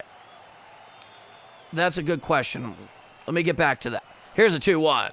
It is chopped to the right side, fielded by the third baseman Brooks, and he throws to the pitcher O'Brien in time for the first out of the inning. Okay, so the way these things generally work, this is not a national game, and I'm not saying that that factors into anything particular. I'm just trying to be very specific to where it is right now. And if they basically do IP tracking of your phone or device or whatever the case may be. On top of that, they are very hostile to VPNs. Now, here's the first pitch to Isbell. Strike, inside corner, just above the knee. The count is 0-1. Some of these rules are just totally archaic on top of that. But, here's the 0-1 pitch. Hit on out to center field. Coming in is the center fielder. And he has to play it on a hop. So Isbell will have a 1-out single there. And he'll stay right at first. So, say you're watching this game and you're in the Kansas City area, like somewhere like Jackson County, right? And you tried using MLB.TV to watch this game, you'd be blacked out because you're considered in market. Same deal with St. Louis. Now here's a pitch. Sinker on the inside corner about thigh high to the righty Garcia, who's 0 for 4 himself today. And the count is 0-1. I live in St. Louis, partner. I'm just traveling for business right now. Here's the 0-1 pitch. Down and away, a sweeper out of the zone. The count is 1-1. Yeah. Yeah, no, don't worry. I'm not just hopping on here, trying to be some kind of charlatan. No, I am married to a native St. Louisan. Coming set is O'Brien. Here's the pitch. And it is a sweeper down and away, appears out of the zone. Now I'll bring the count to 2-1. So runner on first with 1 out, top of the ninth. It's a 2-1 count, all tied at 3 down at Busch Stadium. Coming set is O'Brien. Here's the pitch. Chopped down the third base side. Wynn gives it to second one. On to first, double play. And that will do it. So the Cardinals, they keep the Royals right where they are. And they, you, I, we go to the bottom of the ninth inning here in downtown St. Louis at Busch Stadium. It is razor tight, all tied at 3. And you are watching and listening to Bombers Game Mike.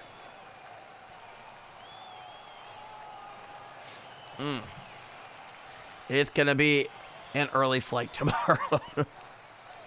Oh, goodness. Oh. So, we await the bottom of the 6th inning. Oh, funny you should use the word 17. Back on July 20th of 1998, I, my brother, my dad, and my mom attended a single admission doubleheader at Yankee Stadium that started either like 4 or 4:30 in the afternoon, that made up for a rainout earlier in the year.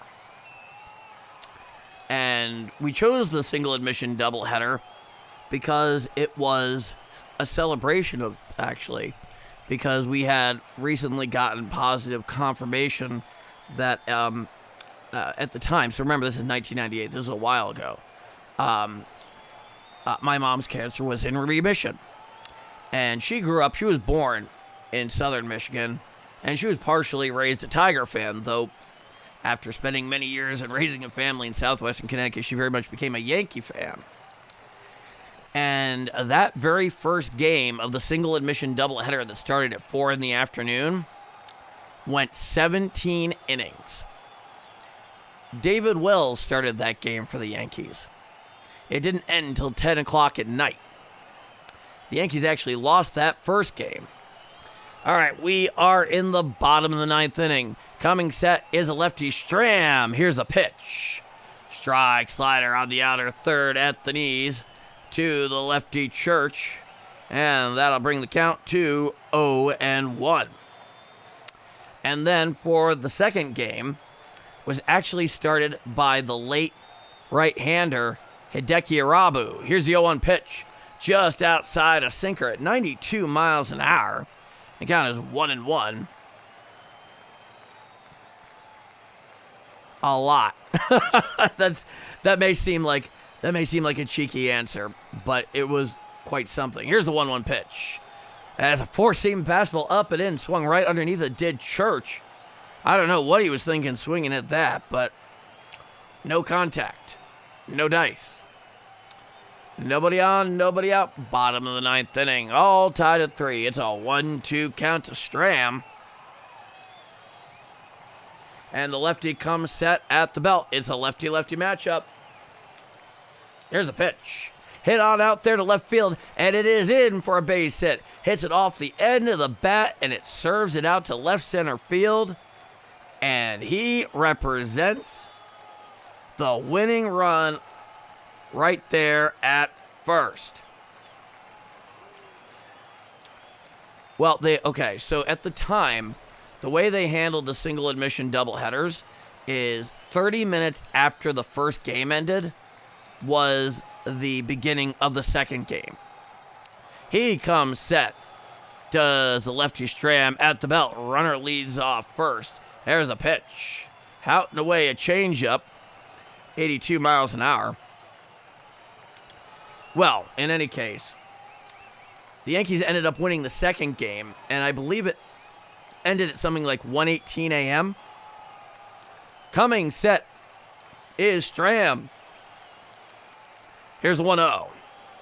Strike, slider, just below the belt on the inside corner. Yeah, that counts 1-1.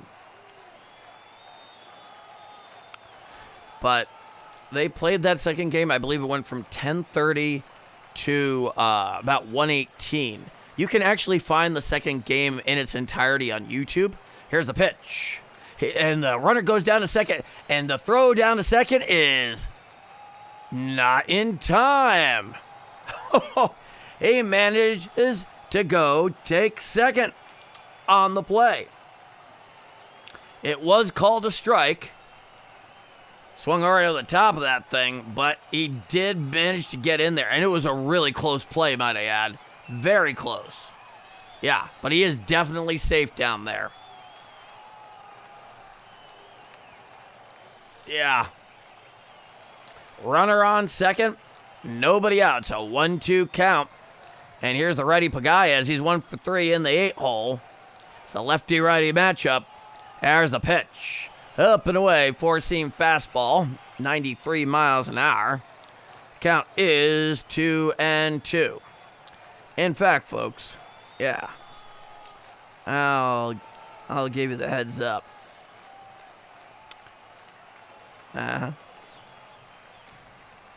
And here's the 2-2. Just missed the inside corner, and it is an ABS challenge right there by the KC catcher. And we wait. And it is strike 3. The call is overturned for the first out of the inning. Well, that was something.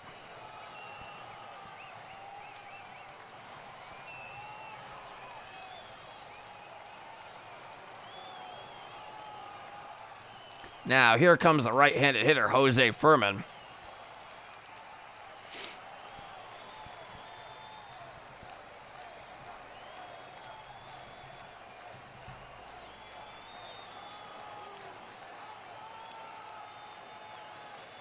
Yeah. In fact, down in the chat, if for whatever reason you're feeling particularly compelled, I put in the date, 7/20/1998, Tigers versus Yankees, Game 2 of doubleheader. You should find it. I found it a couple months ago, actually. Here's a pitch. Just inside a slider, 80 miles per hour. That'll bring the count to 1-0.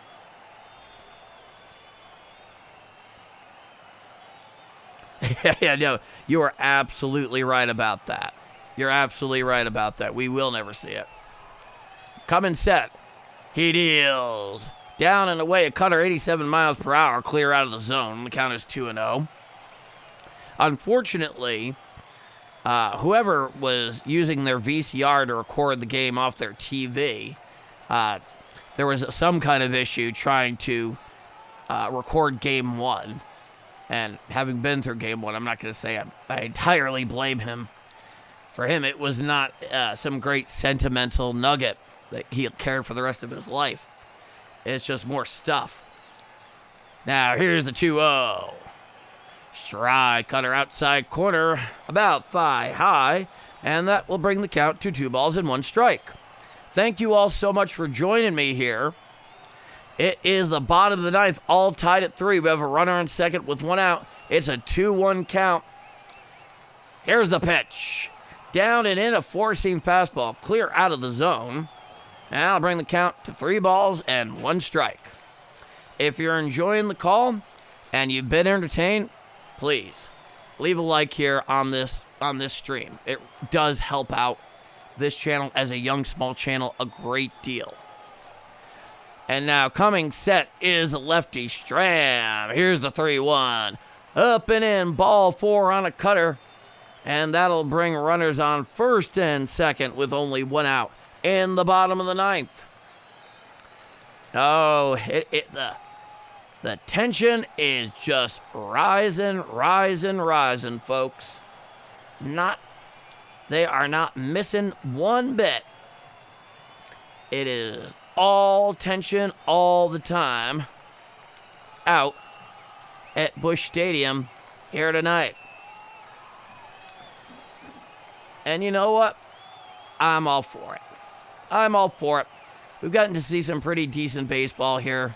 Right now, as far as the Cardinals go, good gracious, they have themselves with the winning run 180 feet away where, a ball that manages to get through the infield could very well win this thing. So we wait to find out the result. Runners on first and second, 1 out. It's the bottom of the ninth inning. all tied at 3 in San Luis, Missouri. Stepping into the box is the lefty second baseman, J.J. Weatherall. Coming set is the lefty, Stram. Here's the pitch. Hit on out there to left center field. Going back out there in front of the track is the left fielder. He makes the catch. And tagging from second down to third is the runner. And so now the Cardinals will have the winning run all but 90 feet away here in the bottom of the 9th inning. So it was the second out. But the runner does get down there on the long fly ball to left center. Pull it in right in front of the track. And Schreiber, the righty, who's somewhere between sidearm and 3/4, he's coming on in relief. He's there to face Ivan Herrera. And we wait a little bit further. I'm Paul D. This is turning into late night, at least where I am, St. Louis Cardinal baseball. And you are watching or listening, and perhaps both, to Bombers Game Mike. And thank you so much for joining me. If you're digging the call, you want to have more of it in the future, hit subscribe and hit the notification bell. It'll come right up. And if you like the call that I've done so far, leaving the like helps a lot. And of course, the thing that I enjoy the most, the one that as far as I'm concerned really means the most, are those of you who really engage in the comments thoughtfully, respectfully. And so far, based on what I've seen in the activity in the chat, what I'm doing Cardinal games certainly has been really impressive. It has a very accommodating, a very open, I would definitely say, attitude in the chat. People, they don't get on each other. They're polite. They're kind. They like to talk. I like having the back and forth with you guys as well. But, that's the story at the moment, folks. That much I know. That much I can say. So we're going, and we are in the bottom of the 9th inning. Ho, ho, ho. Here's John Schreiber. 18 games, 17 innings pitched, a 3.71 ERA, a whip of 153, 3.71 Ks per 9 inning pitched. Oh, yeah. Yes, indeed. Yes, indeed. Oh. Well, I love you, too. Now, here's the pitch. Hit on out there to right center field, coming into the center fielder, and he makes the catch on the full body dive, and that will do it. It nearly fell in there, but we go to bonus cantos. Free baseball out on the banks, the western banks of the Mississippi River. All tied at 3. I'm Paul D. Thank you so much for joining me. And this call of extra inning Cardinal baseball on this Friday night. And you are watching and listening to Bombers Game Mike. You'll have to excuse me for just a moment here. I need to get something that is a bit more friendly in terms of hydration, or else, the outcome might not be pretty. Stand by, folks. I'll keep you as best I can updated when I get back.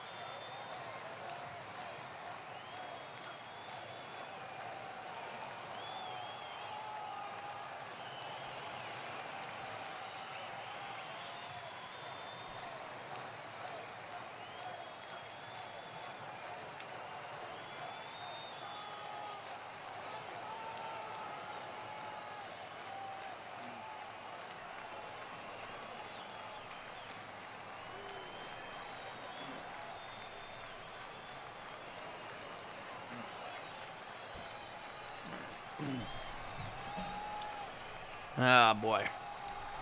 Not good. Not good.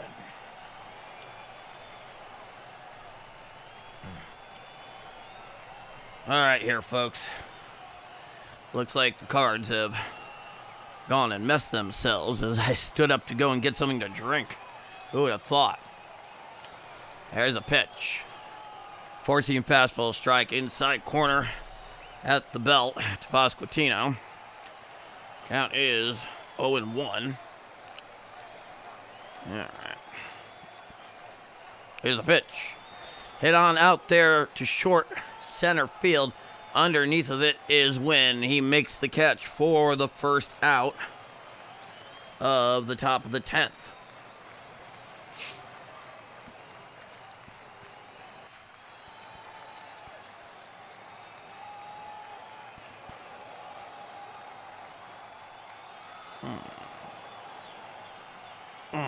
Okay. I see. Partially the work of Bobby Witt Jr.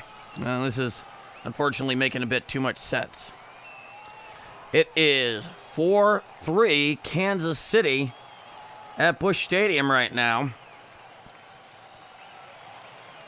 In the top of the 10th inning. Here's a pitch. Check swing. Did he go around? Yes. Says Blue down the first baseline.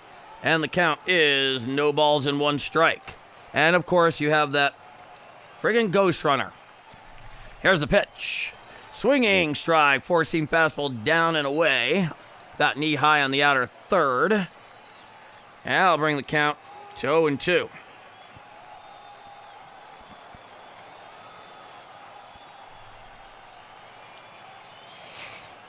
Cheers. Go into the game tomorrow. That's great. Here's the 0-2. Swinging strike. 99 miles per hour. Hacked right on through that one. And that'll be the second out of the inning.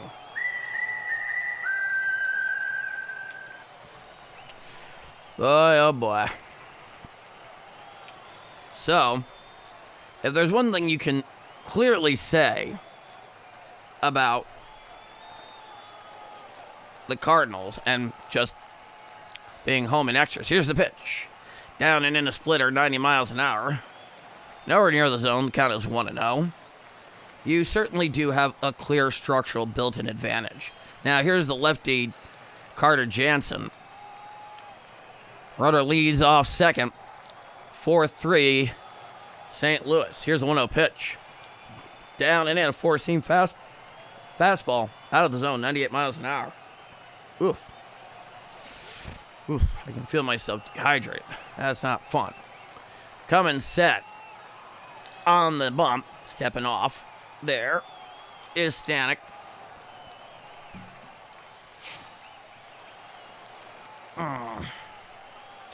And we have ourselves an intentional pass here. Runner on first and second with two out in the top of the 10th inning.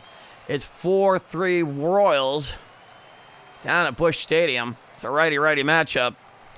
Here's the pitch.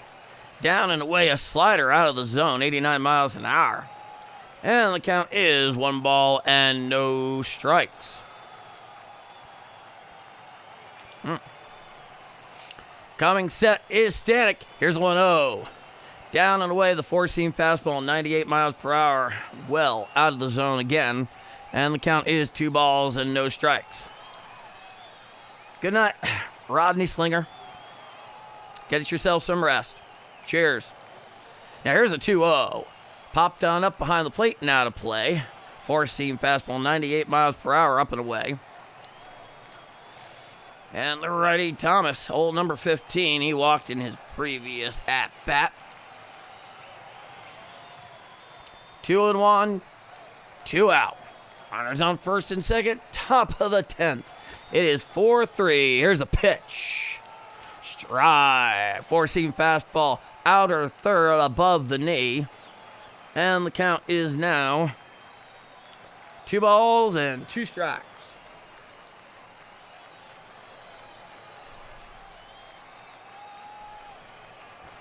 And we await. Here's the pitch. Strike 3. Swung right on through it. For the third and final out of the inning. So, we head to the bottom of the 10th, I believe. It is a 4-3 Kansas City lead. And I'm Paul D. And this is Bombers Game Mic. God, I'm cold.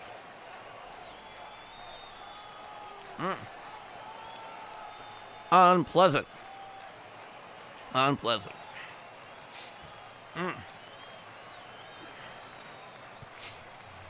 So, Cards have their work cut out for them. As we go to the bottom of the 10th.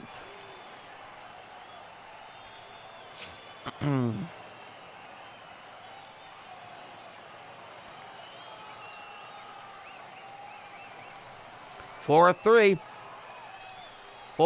folks. If you've been enjoying yourself, and this particular Bombers Game Mic presentation of the Royals at the Cardinals, if you haven't already, be sure to give a thumbs up. If you know someone who might enjoy the way I call a game, send them the link. Or if you want to just see it again, hey, hit subscribe. Ring the notification bell. It's free. And it is a gateway to a channel for baseball that, as far as I'm concerned, we're all friends here. Yes, even Red Sox fans. I'm charitable. Now, it's funny, I shouldn't put it just quite that way, because I've been to about 4/5 of all the major league ballparks at the moment, and I made about a third of those treks as road tripping with a Red Sox fan. I did it for years. So he and I were Red Sox Yankee on the road. Here's a pitch. Hit to the right side and into right field for a base hit. Coming around the runner from second. He will score, and that will tie the game at 4. Oh, ho, ho, ho. That is an absolutely clutch hit on the barrel of the bat for Alec Burleson. Oh, boy. He is just all over that one. He was on it like a crow on curly fries. It is 4-4 down in downtown St. Louis. Bottom of the 10th. The winning run is 180 feet away. Here's the pitch. Fouled back behind the plate and out of play to Walker. Count is 0-1 to Jordan Walker, our guy. He comes set at the belt. Now here's the 0-1. Swinging strike. Slider down and away. Swung right over the top of that slider down and away. That'll bring the count to 0-2. It's a righty-righty matchup. Time is granted by the home plate umpire at the behest of Jordan Walker. We have a runner on first. There is nobody out. It is the bottom of the 10th. No balls, 2 strikes, no outs. It's a 4-4 game. He throws over at first. And back is Alec Burleson. And, he's built roughly like, like a late 19th, maybe early 20th century North American lumberjack. I think it's fair to say. Here's the Cardinals first baseman. Here's the pitch. Slider in the dirt. Did he go around? And yes, he did, according to Blue down the first baseline. And that will bring the count 1 ball, 2 strikes. Runner on first. Nobody out. Bottom of the 10th. All tied at 4. KC has 2 of their ABS. St. Louis has 1. Here's the pitch. Swinging strike. Swung right over the top of that one, down and away for the second out. Correction, the first out of this inning. Yeah, this is a tough one, folks. This is a chippy one. But as we keep learning again and again, day in and day out, for better or for worse, this is a chippy team. Now, here's the first pitch of Gorman. Hit on out there, down the right field line. Fielding it is a left fielder. Coming around second is Gorman, and he goes first to third. And one out there on the long single into the right field corner. And that'll bring runners to first and third with one out here in the bottom of the 10th inning. Well, that is a thing, folks. That is a thing. Oh.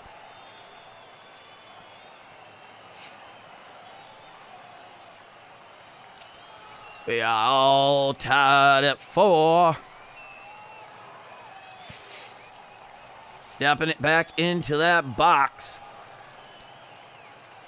Runners on first and third with one out.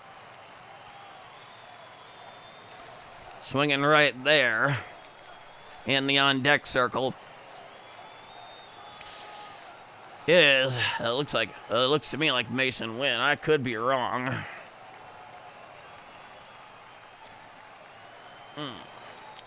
And there is a conference between the home plate umpire and I think the second base umpire, somewhere equidistant between the rubber and home plate.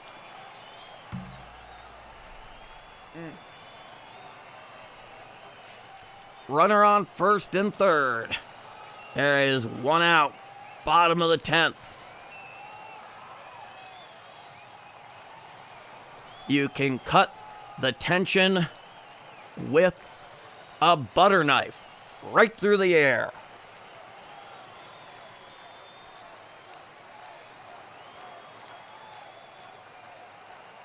All of the infielders come in right in front of the lip of the infield grass. Here's a pitch. Swinging strike, down and away. A slider, righty-righty. And that'll bring the count to no balls and one strike. Cheers to them. Wins in the box. He deals. Hit on out to back behind the plate. Yep, that shows you where I am at the moment. I don't usually try and root it out. I don't usually get that cold. First and third. One out. 4-4. Bottom of 10. No balls. 2 strikes. Coming set is Erseg. He deals. Swinging strike. 4-seam fastball swung right through that thing for the second out of the inning. A little overpowered there was he. And we wait for the next at-bat, the big lefty. Good old Nate Church. A walk, a ground out, a strikeout, and once again a single.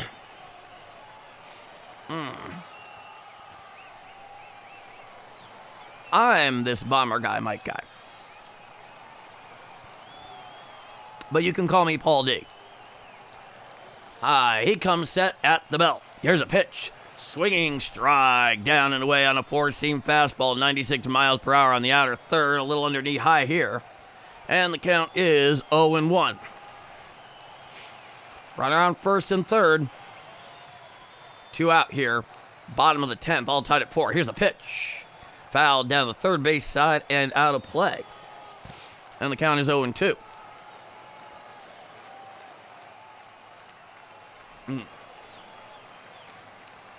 Yeah, I'm taking down this water like no one's business. I'm definitely dehydrated. Bases, runners on first and third. Here's the 0-2. Hit on out there to right center field. Going back is the right fielder, and he is there, and he makes the catch for the third and final out of the inning in the bottom of the 10th. We head to the top of the 11th, if you can believe it. Of course, given the nature of the ghost runner as it pertains to extra inning rules in extra innings, there'll be a ghost runner at second. And I am Paul D, just shivering my butt off here. It's cold. And this is Bombers Game Bite.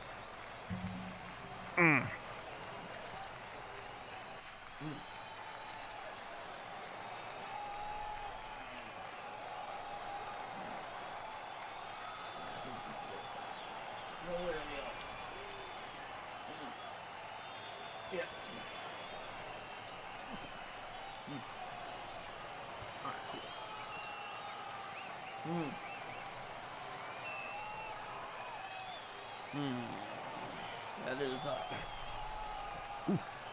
unpleasant. Not so much talking about the game. I'm talking about the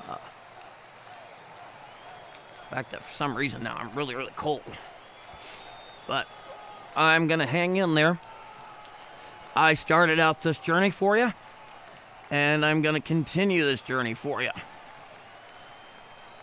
That is what I require of myself.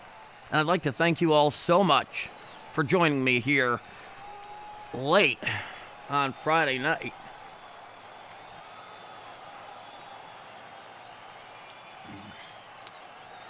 So they got the ghost runner out at second.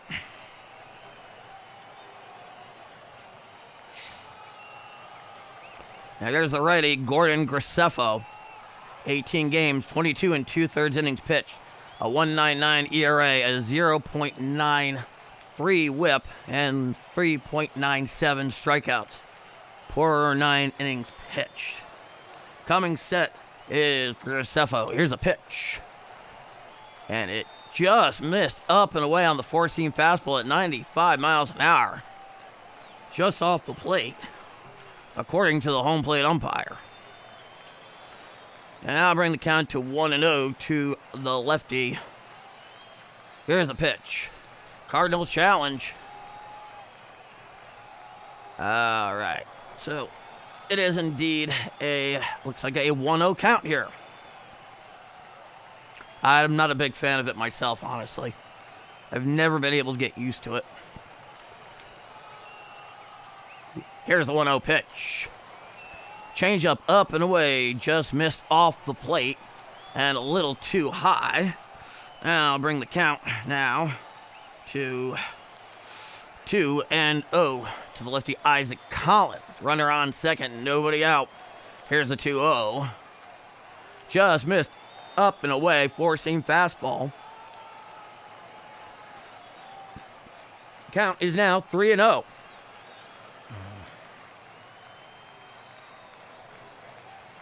Runner leads off first. Nobody out. It's a 3-0 count. Here's the pitch. Ball four. Four-seam fastball up and away out of the zone at 94 miles per hour. Now that will issue the walk. And he will go and moonwalk his way down to first base. And now a runner on first and second. And nobody out. It's a righty-lefty matchup. Massey, the lefty, in the box. He's 0 for 4. A righty-lefty matchup. He bluffed down towards second. There was no play at all. Not even remotely. Foul out, foul out, foul out, ground out. 0 for 4, Michael Massey, the left-hander. Here's a pitch. And foul. Bunted foul down the third base side. It's out of play. It's 0-1. You know, something that I think about from time to time is as certain pitchers get more adept at when to use ABS challenges that will benefit their team in some way, and they rarely lose them, that's going to end up turning into dollars and cents on the free agency market. Here's a pitch. Bunted down. Third base side is out of play on a changeup. Count is 0-2. I am a big fan of the enthusiasm there. Leon Miller, 20-33. It's an 0-2 count, folks. It is 4 all around, bottom of the 10th. Runner on first and second, no out. It's an 0-2 count. Righty-lefty matchup. Now here's a pitch. Foul down the third base side and now to play. And the count remains 0-2. So, can the Cardinals hang in there and find a way to get past the finish line ribbon?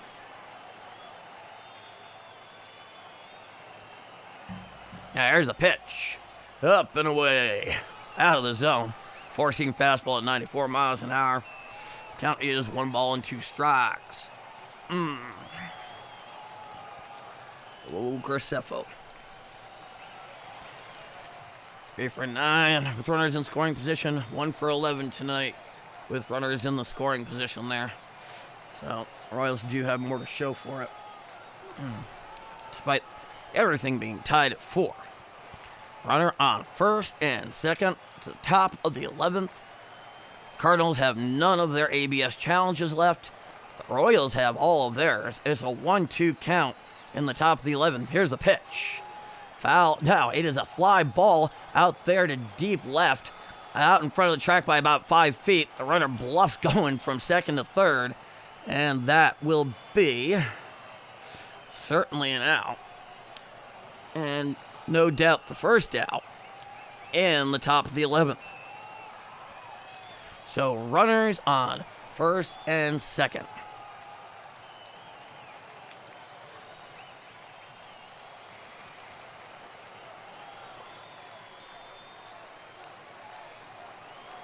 Yeah, 1 for 11 scoring position. Does leave one without much to say. Here's the pitch. Chop to the right field side. Throws down to second. One gets the force. Back on to first. There's no throw. So that'll be the second out of the inning here. And now there are runners on first and third with 2 outs. The game is still very much tied. Of that, you can bet your booty. All tied at 4 in the top of the 11th. All tied at 11.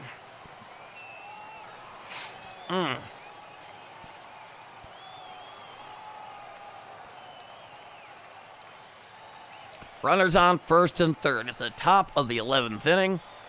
There are 2 outs, all tied at 4. And Graceffo deals.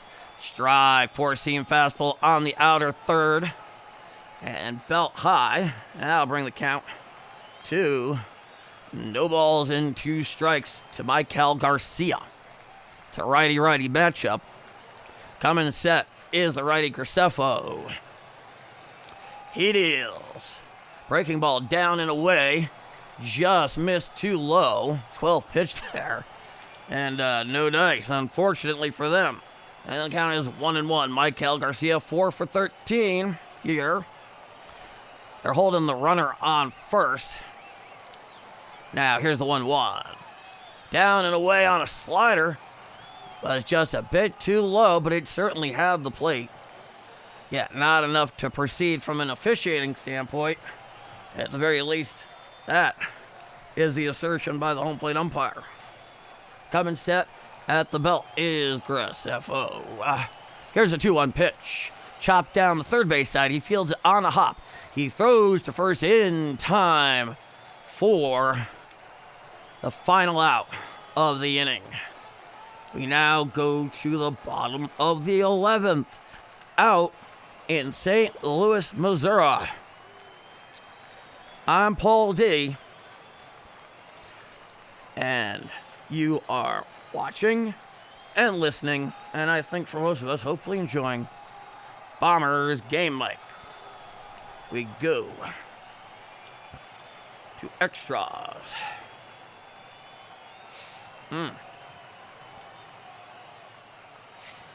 Yep. And to the bottom of the 11th.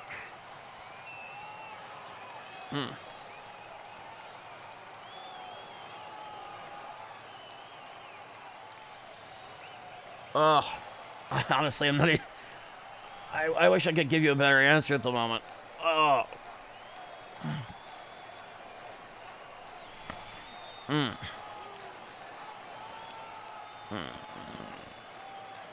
So we wait here. I apologize as it gets late and as this thing drags on. Yeah, like I said, I'm feeling a bit dehydrated, so I've been trying to get down, at a steady, safe pace. Some, decent, clean, but otherwise room temperature water. Because it can make you feel a little under the weather. Nothing alarming, it's just, not exactly something you would choose to sign up for.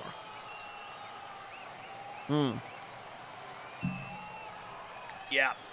But this has been quite a slog out in downtown St. Louis tonight. And I'd like to thank you all so much for joining me, and you and I and anybody interested coming on in and having the best experience you can possibly have in a mid-May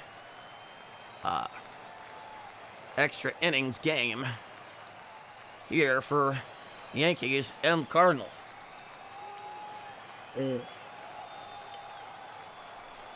All right. Looks like the Yankees, to some degree, have the second and shortstop positions slightly shadowed towards double play depth. Here's a pitch. He puts down a bunt. He fields it on a couple of hops. He throws over to first in time for the first out of the inning. So the runner advances from second to third, and the pitcher manages to throw to first. They're all set.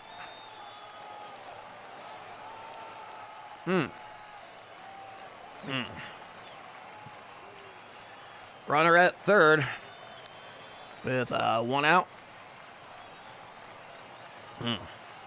There's a pitch. Fouled down the first base side and out of play on a four-seam fastball. Count is undoubtedly no balls and one strike. This is what we have come to anticipate. Coming set at the belt is the pitcher. He deals just off the plate on a four-seam fastball. And the count is 1-1.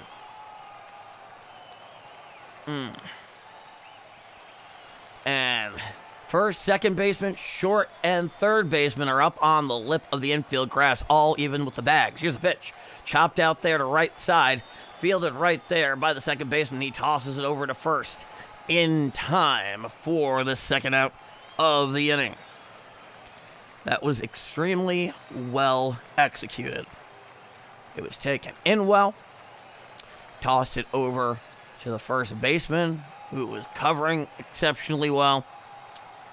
And that'll bring two outs here in the bottom of the 11th inning. Fairman did nail it, no doubt. All 100% behind that.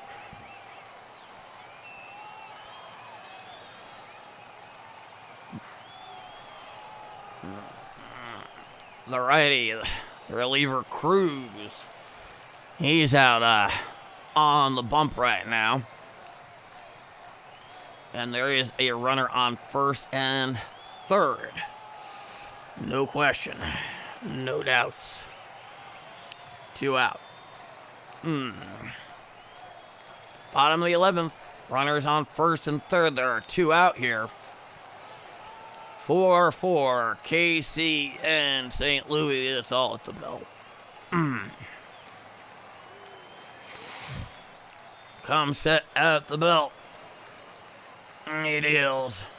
Hit on down the right side and through for a base hit. And that will do it. The Cardinals win on the walk-off single to right field. And now here's the victory tune.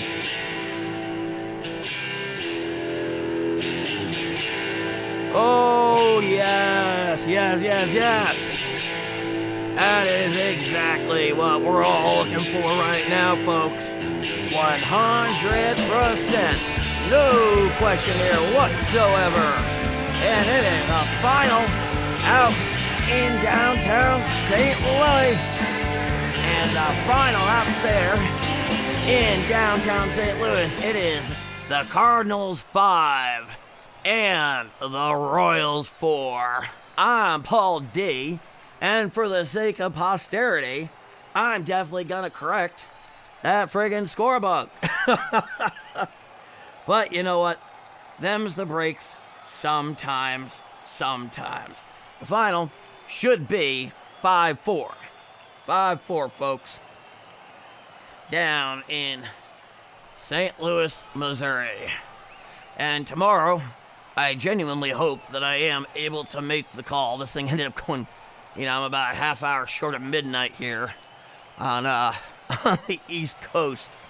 And then in about 3 hours, I have to be up again and heading towards LaGuardia. So I think the honest answer that I can give about tomorrow is we shall see. But I can also tell you this. We will be seeing each other a lot more, and you guys are a lot of fun to call games for. I'd like to thank you all so much for giving me some of your time. Being cool, we're conversing, having just some fun. That's really where it's at. And thank you all so much for watching, because I'm Paul D. This is Busch Stadium down there on the western bank of the Mississippi River. And this is Bombers Game Mic. Now we play out the game-winning hit. One more time, folks. One more time. 5-4 is your final.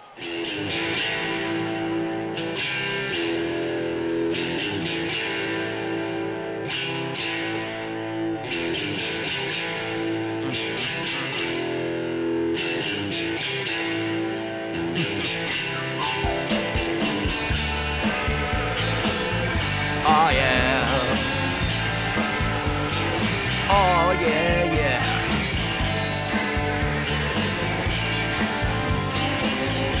I'm Paul D. This has been a special presentation of Bombers Game Mic. And you have been watching, listening, following, and really moving in your own way. The unique way that only the crowd between, the crowd and those who are making it loud in there can work together as natural as can be, like peas and carrots. Paul D. And right here, right now, all told, Bombers Game Mic over and out.